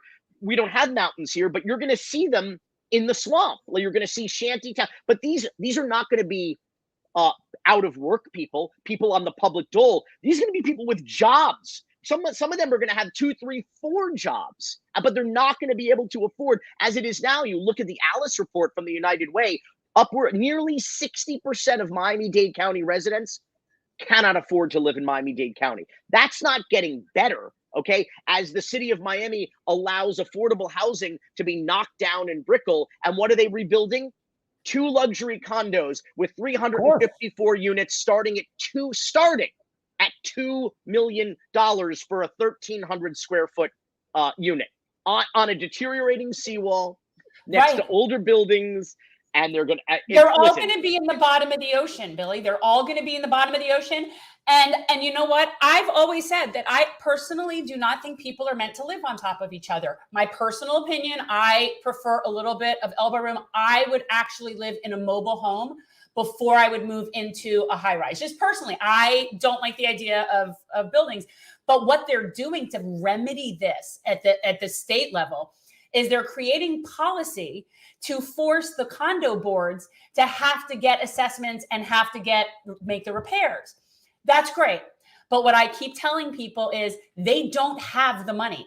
You cannot give somebody in a 1-bedroom condo a $300,000 assessment when it's like they cannot come up with the money that it is going to be necessary to build the infrastructure properly. This is something that is going to have to come from the federal government to fix the infrastructure, because these places, you can make them pay for it. And if only they don't have the money. And if only we had a champion of working people here in South Florida who was a federally elected representative who would actually do something like that. We don't. Yeah, that's Yet we don't. Listen, Billy, we'll let you know about 2024 about a year from now. We'll let you know. The fact that the Democrats in the state of Florida are hanging their hopes in a gubernatorial race on a former Republican governor turned independent candidate, turned Democratic gubernatorial candidate, turned Democratic congressman. I mean, Florida is truly the land of reinvention, isn't it? I mean, with all due respect to Charlie Crist, I don't know that he's that bad of a guy. I sweat a lot too. I need a fan off camera, and my podium as well.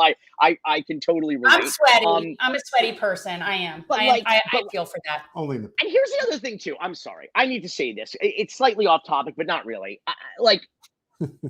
Okay, so clearly tens of millions of Americans had their brains broken when they saw a black man in the White House. Clearly, like they just broke their miserable racist little brains. It fucking broke them. Yeah, broke them. But then wait though. Subsequent to that, we have elected 2 right of center septuagenarians, right? White old men. Well, what I'm saying is they won. Okay, the pendulum swung back. What I'm saying is, why are they still so mad? What are they so mad? I mean, Joe Biden is like Mr. Drug Warrior, Mr. Prison State, Mr. Like. What I'm saying is that like, yeah, is he a compassionate man? Is he an empathetic man? Yes, like he seems like a lovely man, which is more than I can say for the last the former guy. But what I'm saying is, what are these people who just want old white men in all, like they won, right? They won both elections. What are they so upset about? That's why it's a fucking cult. Because if you realized which side, your bread's buttered on, you'd say like, well, Biden's actually not a bad deal for the vast majority of America. What's he gonna raise taxes? You don't make $400,000. What do you give a shit if he's gonna raise taxes? Okay, like all these all these welfare queens in the red states who eat off of us, okay, and who eat off of us. Come on, I don't understand what they're so mad about. Joe Biden is a win for them. Joe Biden is another white male septuagenarian. You won, for Christ's sake. Relax. It's because there's a black woman as his vice president. What are they so upset? How deranged a racist you have to be? It's a cult. That's the problem. It's a cult. It's true, but I think both sides are so tribal, where the reason has been thrown out the door. We're not thinking about policies from a practical perspective. We're thinking about our teams, and we care about our team, and we're going to support our team. And you're right, but I'm fine with that as long as we win. And I can't go besides this because we live in such dangerous times. And you're right, the tribalism is ripe. That is something we experienced again here in Miami well before the rest of the country realized that everything in America is the WWE now. Everything. Sports, baseball. I mean, like real competitive sports, professional politics. Everything is the WWE, right? Like and so. And you need a heel and you need a face and you get to do the switching. I mean, like it's all these like wrestling, it's all these carny tactics, basically, right? For our entertainment and amusement and to get us all, to get us all riled up. I get it, but the bottom line is that I just can't both sides right now. My frustration with the Democrats is quite clear, but they are clearly the best bet that we have right now. And it's true. Listen, I supported Danielle Levine Cava for Miami-Dade County mayor. I didn't just support her, I endorsed her. I was emphatic and vocal and I think she's been a profound disappointment, and I've not been shy from that, because that is the best we can do in a democracy. The best we can do in a democracy is pick the best. If we can't influence better candidates to run, all we can do is pick the best candidate in the race, which, by the way, I stand by that choice now. People are like, oh, if you had it all to do all over again, I'm like, I still pick the best candidate in the race. But now we have to hold them accountable. That's why it's not a cult. Now we have to say, it's not just my team. I'm not rooting for the Dolphins regardless, or as we say in Miami, irregardless of, of how they perform. I now have to call balls and strikes now.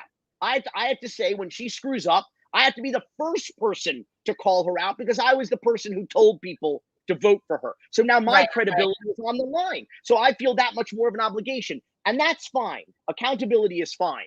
But we're in a crisis right now. I think Florida is the perfect example of that crisis. And it is metastasized beyond Florida. And it is a national crisis. And that is, we've seen what's happened to the state over the last. I mean, the Democrats have been a non-entity in Florida since 1999, since Jeb Bush, right, was governor. I think it was even before that, but I mean, arguably, yeah.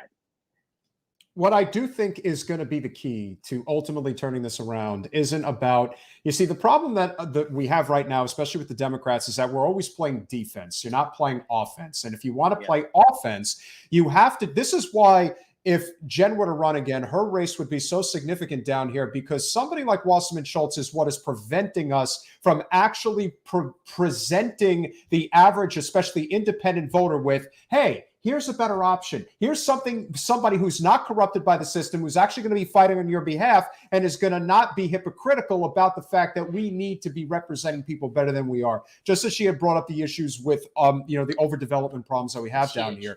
If we are going to continue to do what we've always done, which is elect people like DWS, who's been an elected representative in Broward County for 30 effing years now, on top of the fact that you have, as you mentioned at the beginning of the podcast, this consultant class of the Democratic Party that just completely controls everything that goes on.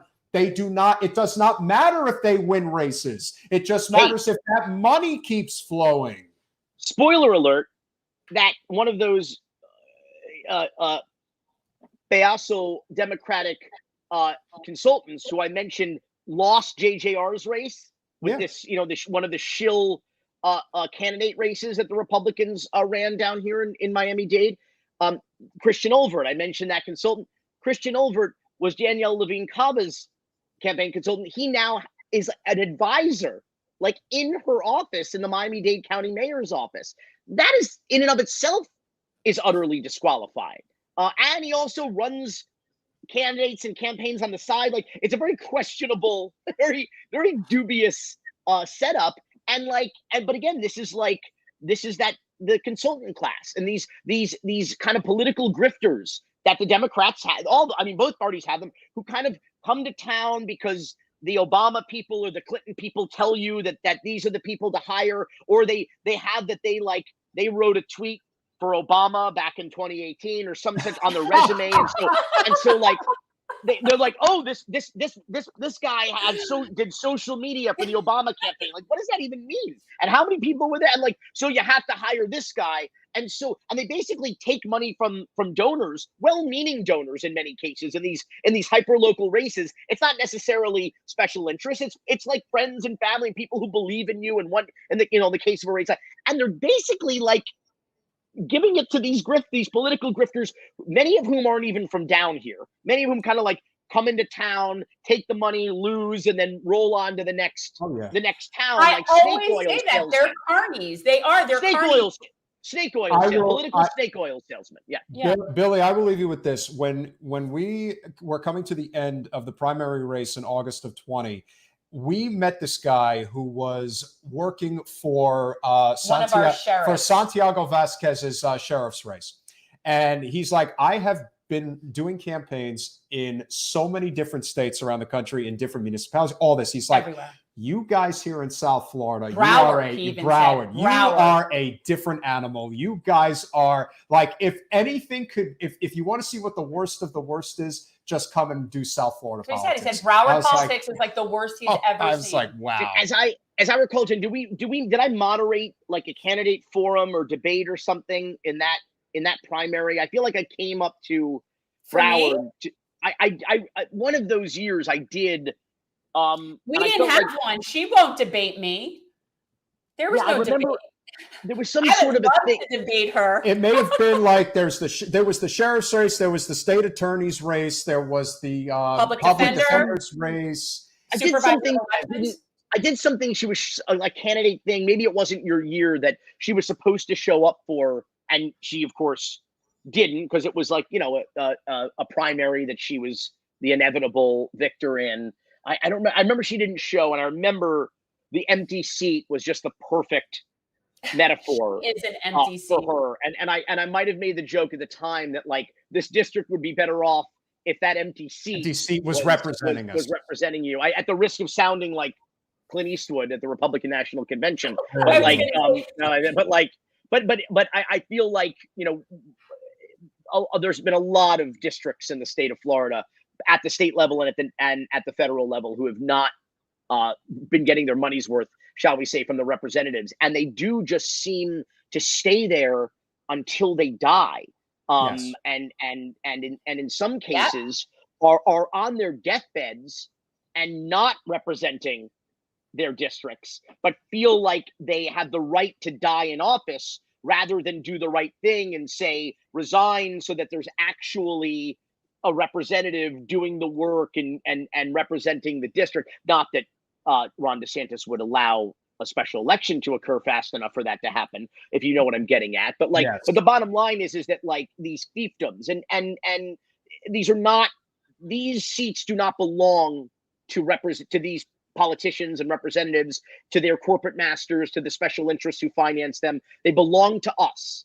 Yes. And they are the first, they are representatives. REP, that is the abbreviation before their names. They're there to represent us. And if they're not going to do that, or they can't do that physically, economically, emotionally, or otherwise, they need to stop. They need to have a new generation, give a new generation an opportunity to stand up and fix this mess. Is there any doubt the baby boomers are the worst generation? In no small part because greatness skips a generation. They fucked up this country, they fucked up the world, and it's time to try and fix this mess. Maybe it's time for Gen X to take over. No, maybe it's Gen X's time. I'm Gen. What am I? I'm not Gen X. I'm millennials 83, so we're cut off. That's our. I think I'm Gen Y. I'm not a millennial. I'm not Gen X. What's in between?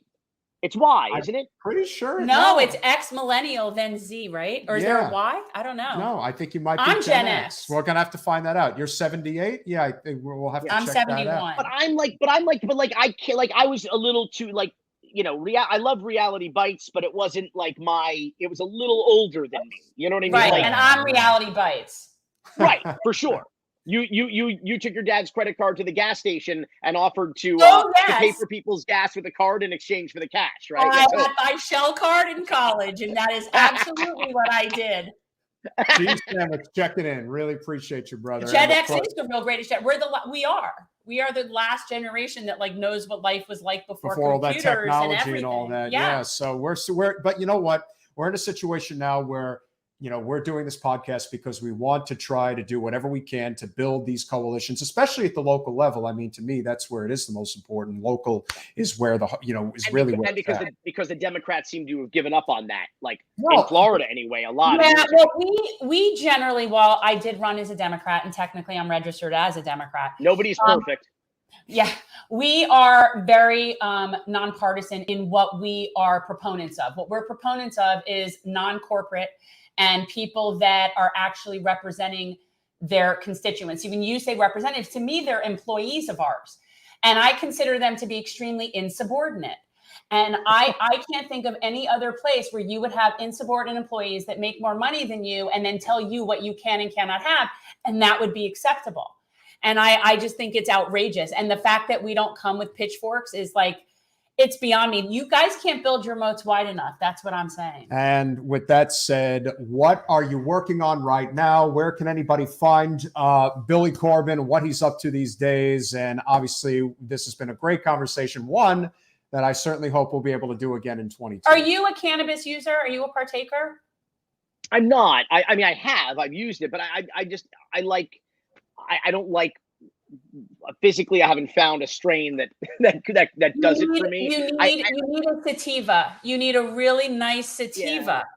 Yeah. I've tried a lot of different things, and I've tried it in different forms. You know, I've smoked it, I've vaped it, I've eaten it. But like I don't know. It's just I prefer whiskey. I know it's shittier for me, but I'm just I'm a whiskey guy, and it's so funny. I only tried pot for the first time in like my mid-30s. I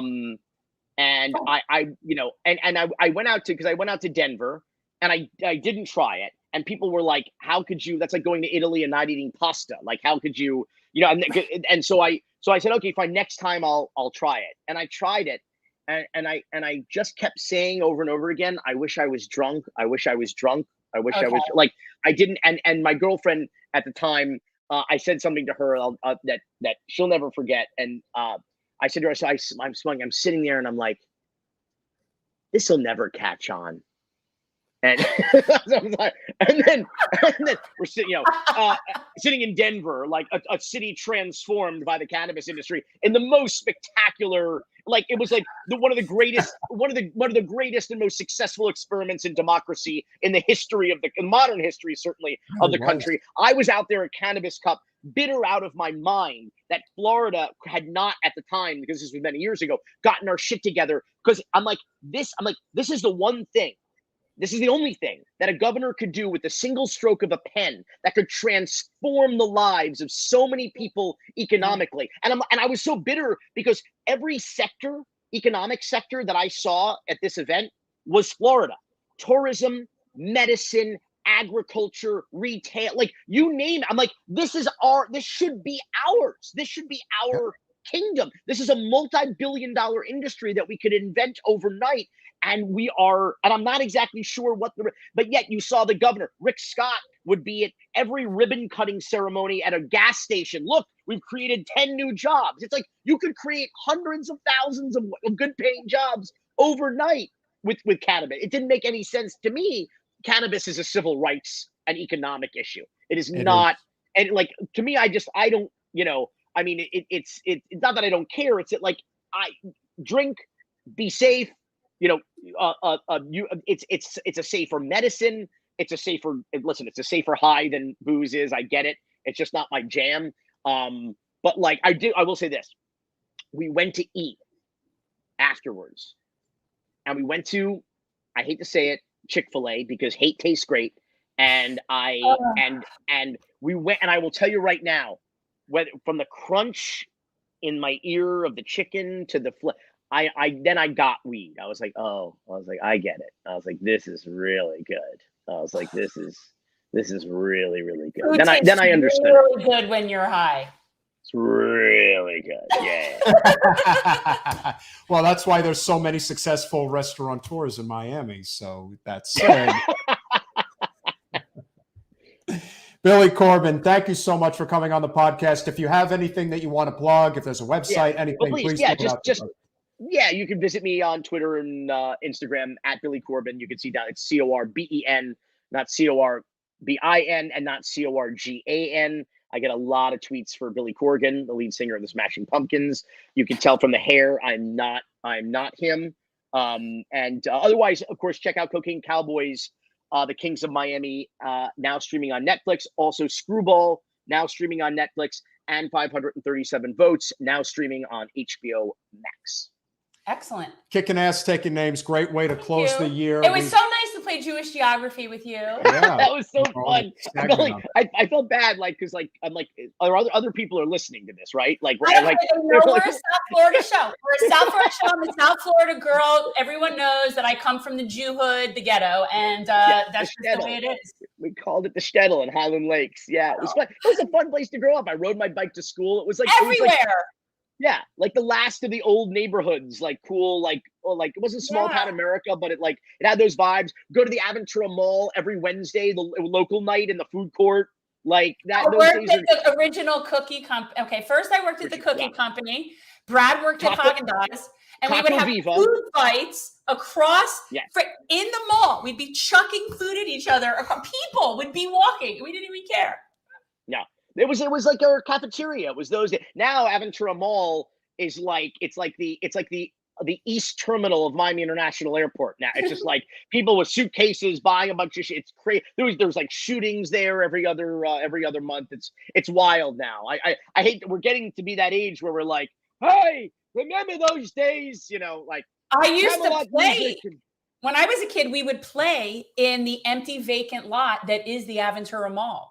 I mean, I grew up, we would ride our bike across the railroad tracks from Riverwood and go over there. And it's to me, sometimes when I go there now, it's sad. Like I remember driving over Sunny Isles Causeway and being able to actually see the ocean.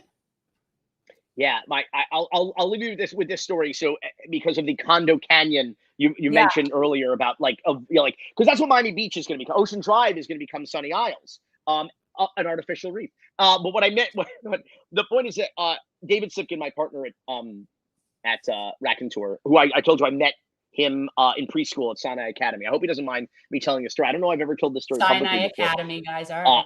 His bubby was an Auschwitz survivor. When she was a little girl, her entire family was killed during the Holocaust. All their businesses and then their money was taken, and she escaped still as a young girl and fled to the United States and built a life and built a real estate business. And she later retired.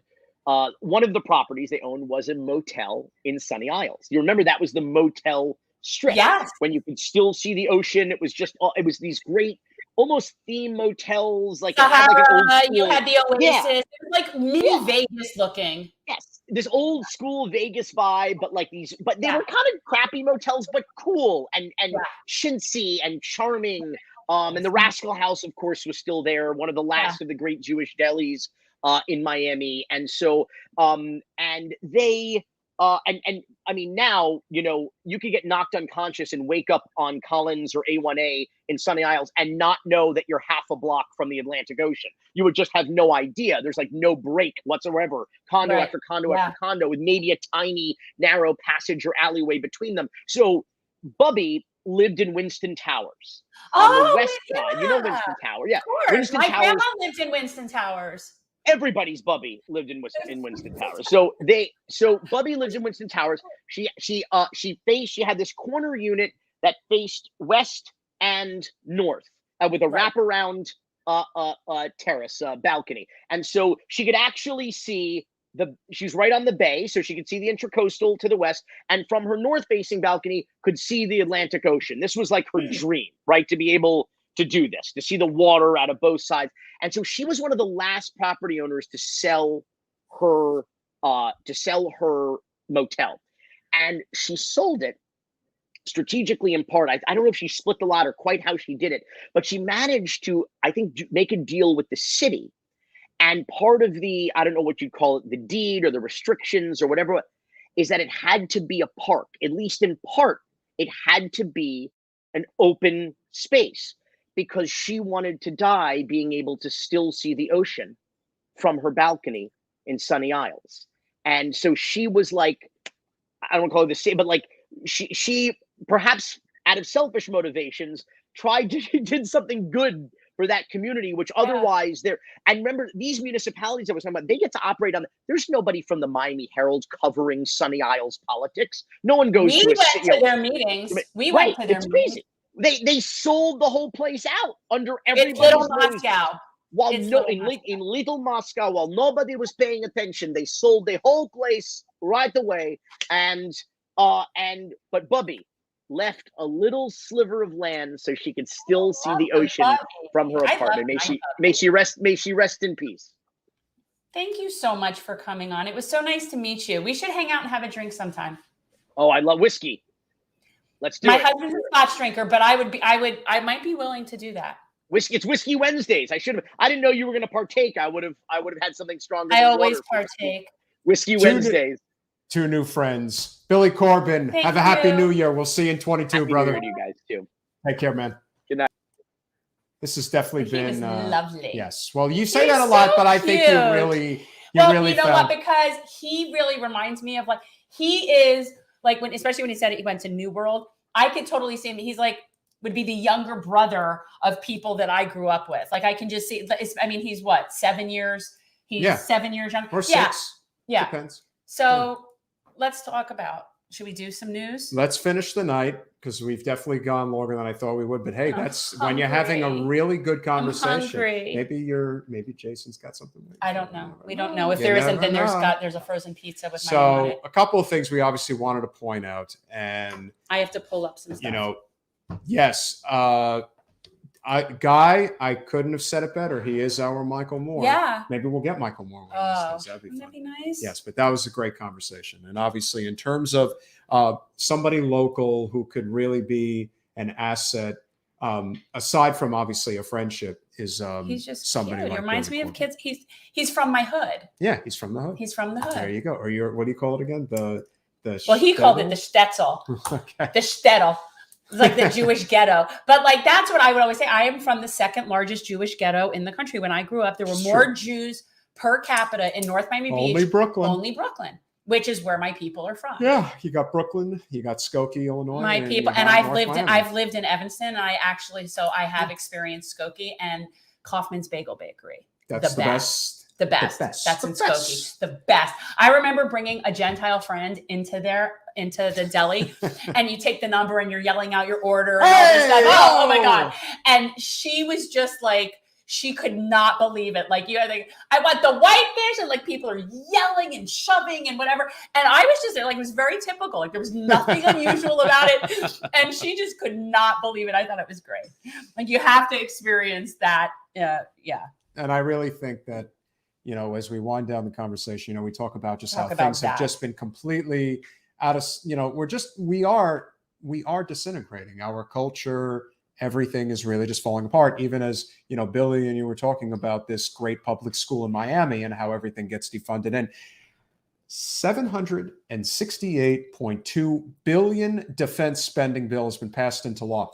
Why we bring this up often is because everyone wants to point out how there's so much gridlock in DC and how nothing ever gets done.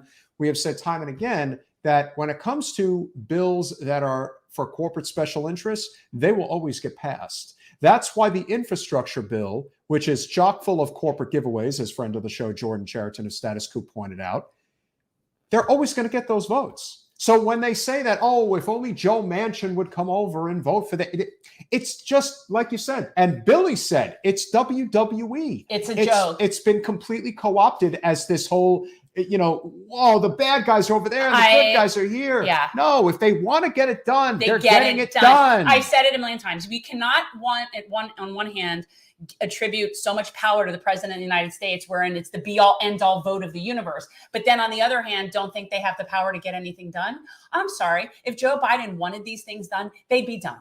That's just how it works. One of the reasons why we've said many times before that we have such disdain for our Congresswoman is because of how knee deep she is with the military industrial complex. And here is somebody who has advocated for sanctions in Venezuela. And what people don't understand, they hear the word sanctions, they don't really know what it means. No. What sanctions mean is that they're basically taking away your resources. So you are at the mercy of the power of the United States. And so, we got our troops out of Afghanistan. But what people don't know is that Biden has increased sanctions on Afghanistan since we pulled our troops out. And that but here's why. Here's why he's doing it. Okay. He's doing it out of political optics because he knows that if he were to lift the sanctions and help the people of Afghanistan, that the Republicans are going to use it against him and say that he was supporting the Taliban. So what ultimately ends up happening? That's why. When you have 1 million Afghan children that could starve to death, talk about genocide. I mean, you want to talk about war crimes on a president's head. Now, what you have to remember is that one of the reasons, but look at them because it should make you uncomfortable. 1 million children are at risk of dying this winter because of our sanctions. And what do you think ultimately ends up happening? This is the cycle that repeats itself. This is the cycle that repeats itself constantly. So if you starve a nation and you make them so desperate, what do you think is going to happen?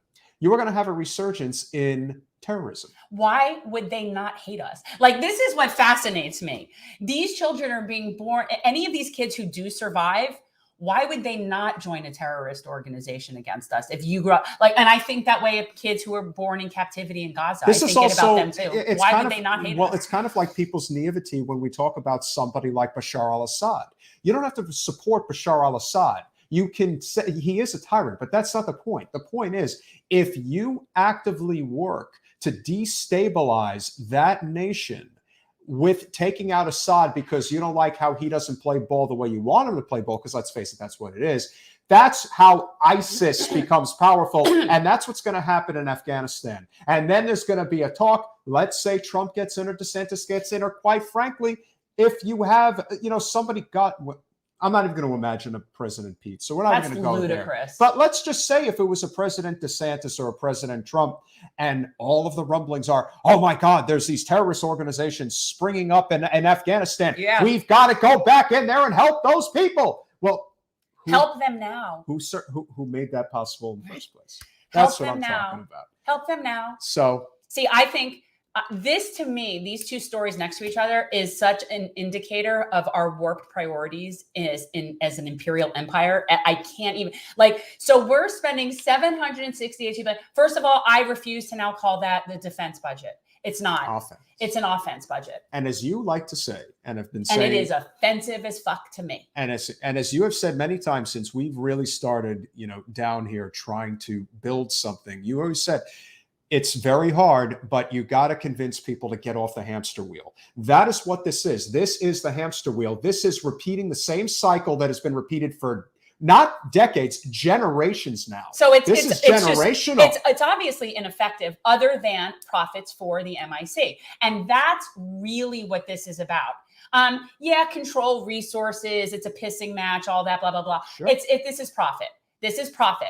And Joe standing on this one is really about how he looks and what the GOP could use against him if it looks like he's supporting the Taliban. But this little baby here is not a Taliban.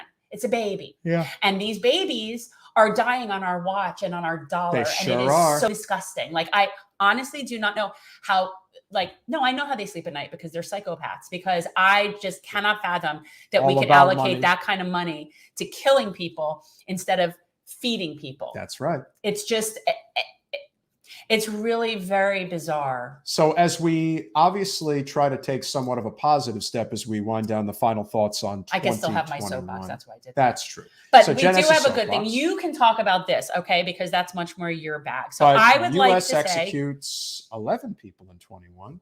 which fewest is in 11 decades. more than ought to have been. But I will say it is a positive sign.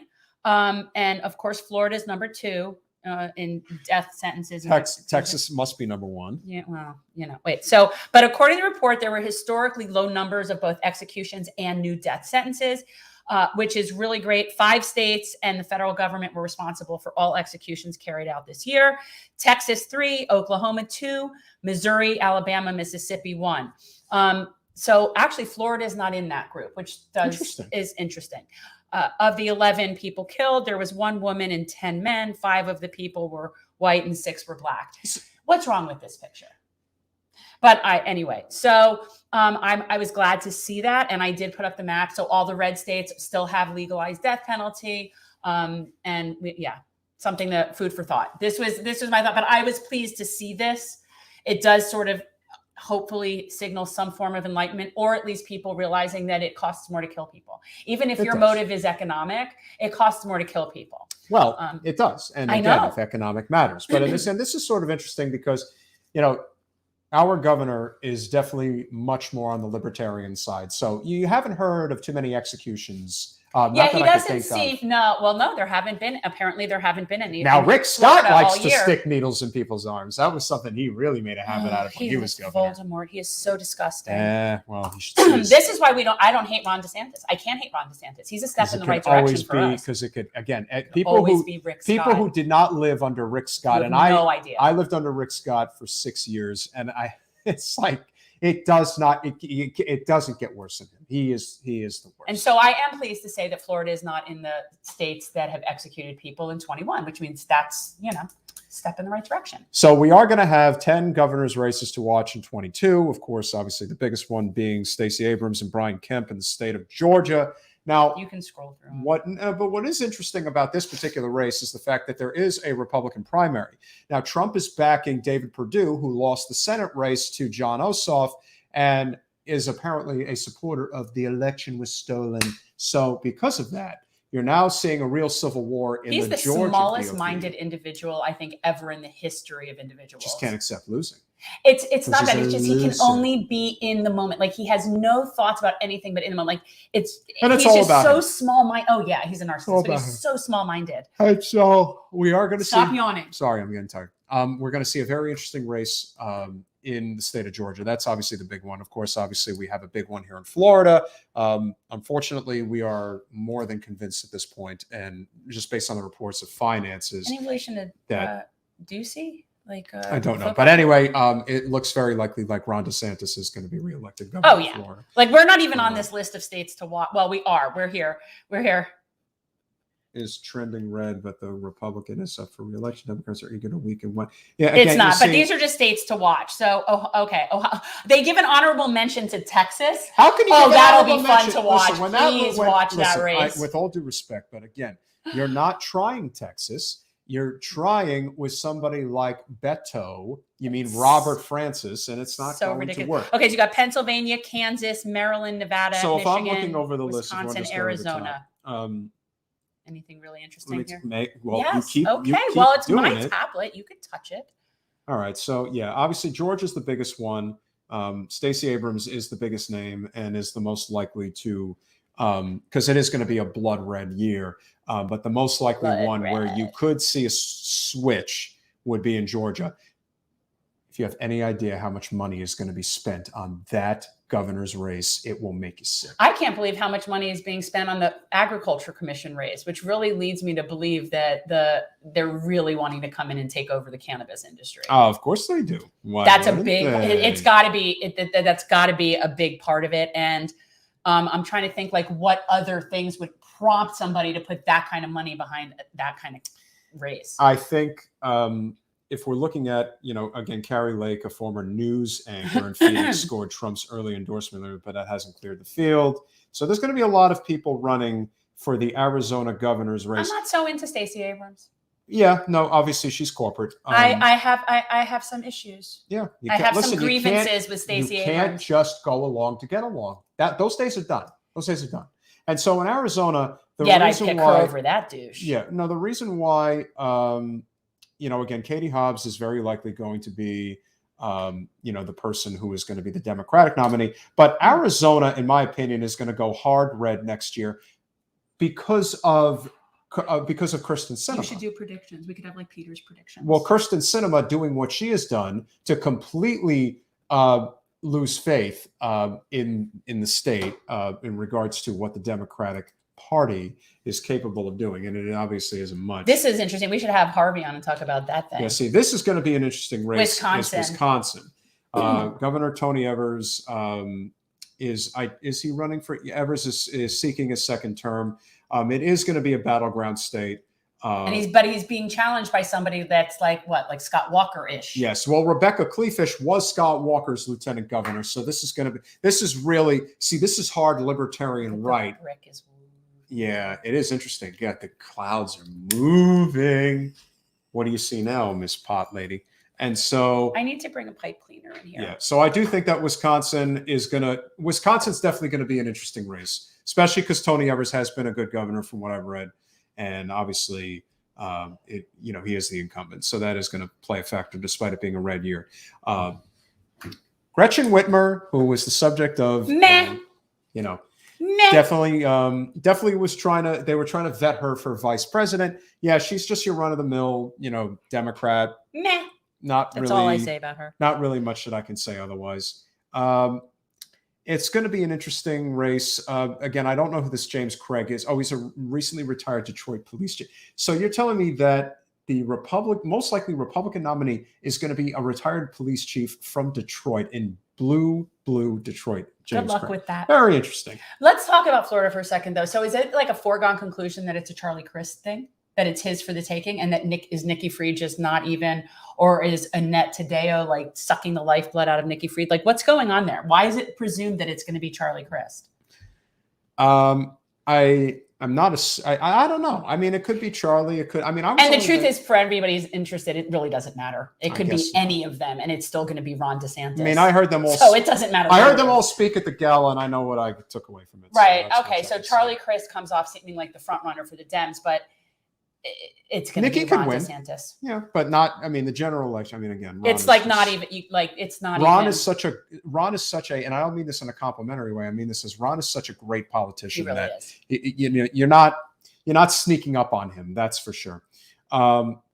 Nevada, Governor Steve Sisolak is another potentially vulnerable Democrat in a state. Yeah, Mario, it's a huge issue for me too with Stacey Abrams. The money factor with Bloomberg was a huge thing for me. Former U.S. Senator Dean Heller, who lost a re-election bid, is seeking the GOP nomination. Dean is he's not the worst Republican in the world, but it's let's put it this way: if it's really leaning red, then that's what's going to happen.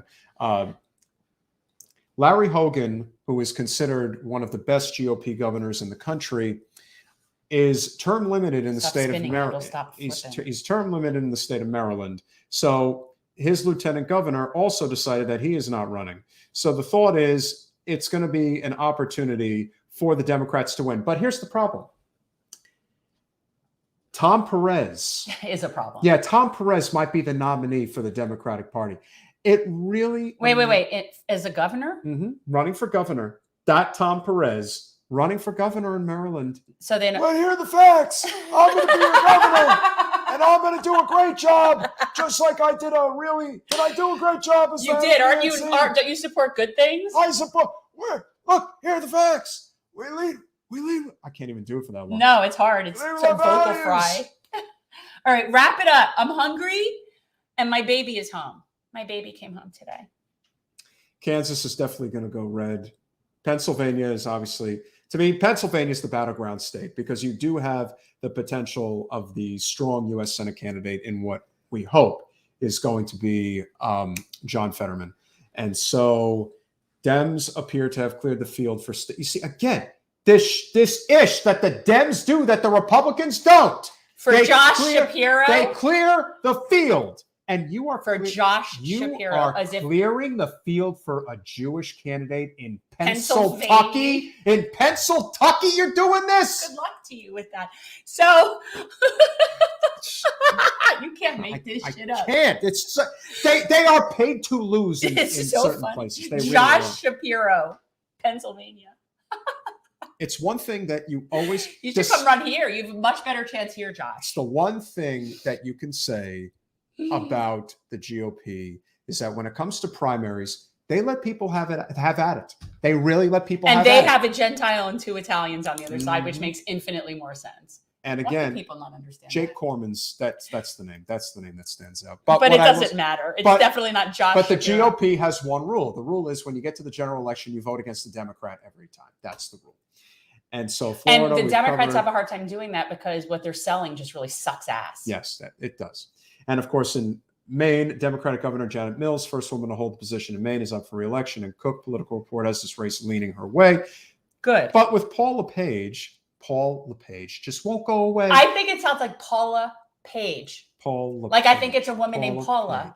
And her last name is Page. Mills' Republican predecessor angling for a comeback. That's a horrible name. Paul LePage. That's a horrible name. How would you give your kid a name that ends with the L sound and their last name begins with L? Like it's just asking for them to be called Paula. He is known as the Trump before Trump. That is like, and you wanted to, and listen, I hate when people throw the word racist around because it's so overused. But this guy's a full-blown racist, like in the old school, worst kind of way. It's so bad, and like not even discreetly. No. And the last one we'll mention for the year of 2021 is Greg Abbott will win re-election against Beto. Beto, I'm coming for your guns in Texas. You cannot make this shit up. No. So how do we, before we go, just briefly recap 2021? How do we talk about this year? Hot mess. Hot mess indeed. COVID. Well, we survived. We're just still living with COVID. Guys, get used to it. Get used to it. Now the boosters are saying only last 10 weeks. And my husband comes home, and by the way, he's been boosted. He's a physician, and he does what he's got to do. But he's been calling it all along that this is just going to be a joke and just a profit thing and whatever. But flat out, the vaccines aren't working. What they are doing is, yes, they protect vulnerable people from having a death sentence from something. So yes, you should get it, but they're not able to stop this virus is the point. No. And we're not going to be able to stop the virus. And so the idea of vaccine mandates for something that can't stop the virus is really not going to fly. And Keith, it's just not going to fly. And Keith is correct, because what's going to end up happening in the midterms, listen, it's still way too early. Okay. These elections are not until next November. But one thing that the GOP is going to do once the primaries are over in August, the conversation is going to turn it's going to go right to the Democrats don't want you to succeed. They want you to stay home without any support. Remember, it's not like they want to lock us down and give us universal health care and UBI. Well, they're not doing that. Even do payroll support. Nothing. Right. They don't want to give you anything. Right. And so you are literally opening it up for like a 50 to 60 seat swing in favor of the GOP. It's going to be so bad. Oh, it's going to be ugly. And just listen, this is one of the reasons, And one of the reasons why it didn't make sense for Jen to run this year is because we're going to have to hear it from the absolutely mind-effed Democratic normie voter. How could you possibly run against a Democrat when we're trying to stop these Republicans? They're going to take it on the chin. They're going to take it on the nose. They're going to take it in both eyes. I think, and you know what? As they should. And probably in the balls. As they should. As we were talking about, how is it that we live in Florida and we don't have a single real representative fighting about the climate issue? Nobody. No one. Like, how is that possible? It's just as ridiculous as what Billy was saying about how we're not in charge of the pot industry. We should own the pot industry. Florida is like, talk about, we would just maintain our status as like a drug capital. But actually have it be like profitable and employing for all. We had a candidate, Martha Bueno, on the other day. And while we have strong disagreements on a number of issues, the libertarians and the progressives need to wake up and recognize that we can come together and win on major issues like cannabis, like ranked choice voting. There are things that we absolutely agree on. And that has to be our message going into 2022. Because it's going to be bad. We need initiatives, and we need to focus on initiatives and not worry about the people at this moment, because right now it's just going to be an ugly thing. And the one initiative above all others that is on the, what I would call the big circle on the map that we really have to focus on, it is the New York Health Act. That to me. Oh, you mean other? Well, yeah. Yes. I mean, here I would say we really need ranked choice voting and cannabis legalization. Yeah, I mean, there's home grow. It has to have home grow. If not, it's not going to work. I've taught you that. I feel pleased. Yes. Well, and home grow is very libertarian. It is. So that's where progressives and libertarians absolutely share. Everything having to do with legalization is very libertarian. 100%. So. And so with that said, the New York Health Act, possibly even CalCare, whole Washington. Yeah, we're going to come out and, you know what, we need to open in January with like a legislative agenda, and we need to talk about the firefighter bill. We need to talk about the PRO Act. Yes. We need to be talking, like, we need to be focusing on policies and agenda. And we are moving our schedule to Monday nights and Wednesday nights starting January 3rd. And January 3rd, we are in. You don't have a candidate yet, but we need to. And we need to start doing panels. So we'll have a candidate. We don't know who that is yet. But on January 3rd, we are talking with Andrea, the cyber demon. And this is a chick. I dig her show. I just dig her. I like her content. I even like her accent. I have to ask her. I know she lives in New Jersey, but she almost sounds like a little bit like Winnipeg to me. Like No. That Marge from Fargo, that Minnesota, like almost Midwest. Minnesota. She almost has, so I'm going to have to figure out where she's from. But she's just really cool. Guys, if you haven't seen her stuff, The Cyber Demon, on YouTube, she just has really cool takes on things. And I appreciate her content. We are going to do a special show on January 5th with our good friend, Danny Sershin, retired U.S. military. Was he major? I think he was major. Major in the Army. In the Army. Army major. He is going to have, we're going to have a discussion about January 6th. He got some splaining to do. So people can really understand. Because he was supposed to be here on Veterans Day with Oliver Stone, and he stood us up. Yeah. So he's got some splaining to do. He'll be explaining January 6th in a way that is not politically partisan. We'll have a real conversation about what transpired a year ago, what we can learn from it, and what we need to do going forward, because times are getting to desperate, people. And then on January 10th, the return of the one and only Nina Turner. So, which pleases me to no end. And we will also be speaking. I always squeal about that. And we will also be speaking with an amazing congressional candidate, David Kim, who is running again for Congress in California's 34th district, I'm pretty sure, against Jimmy Gomez. And before we go, one more one that's really good. That's very exciting for me that Peter has secured is that we will be doing our live stream on MLK Day with none other than Margaret Kimberly, historian, author, just badass. No BS in that. Love lady. her. Tells Love it that like lady. it is. And so she's the best. And I actually am going to have to come up with like specific talking points, because with her, it's like I could talk about pretty much anything. So I'm going to have to be prepared. It's been tough, but we appreciate all of you guys. Have a happy new year. 22 is going to be tough. Wood Chipper. The Wood Chipper was so sick. That was so good. That movie was so good. Such a fan of the Coen brothers. Don't Look Up. Highly recommend. Oh, yes. And guys, and you haven't seen our interview with David Sirota. He was one of the story writers of Don't Look Up. So I think it just came out on Netflix. It just went on. Yeah. Mm-hmm. So guys, check that out. I have to actually watch it too. It looks really funny. and I love Leo. I love Leo, and I love Meryl in comedy. I do. You got to go see the movie. I do love. Have a happy new year. We'll see you in 22. Have a good one, guys.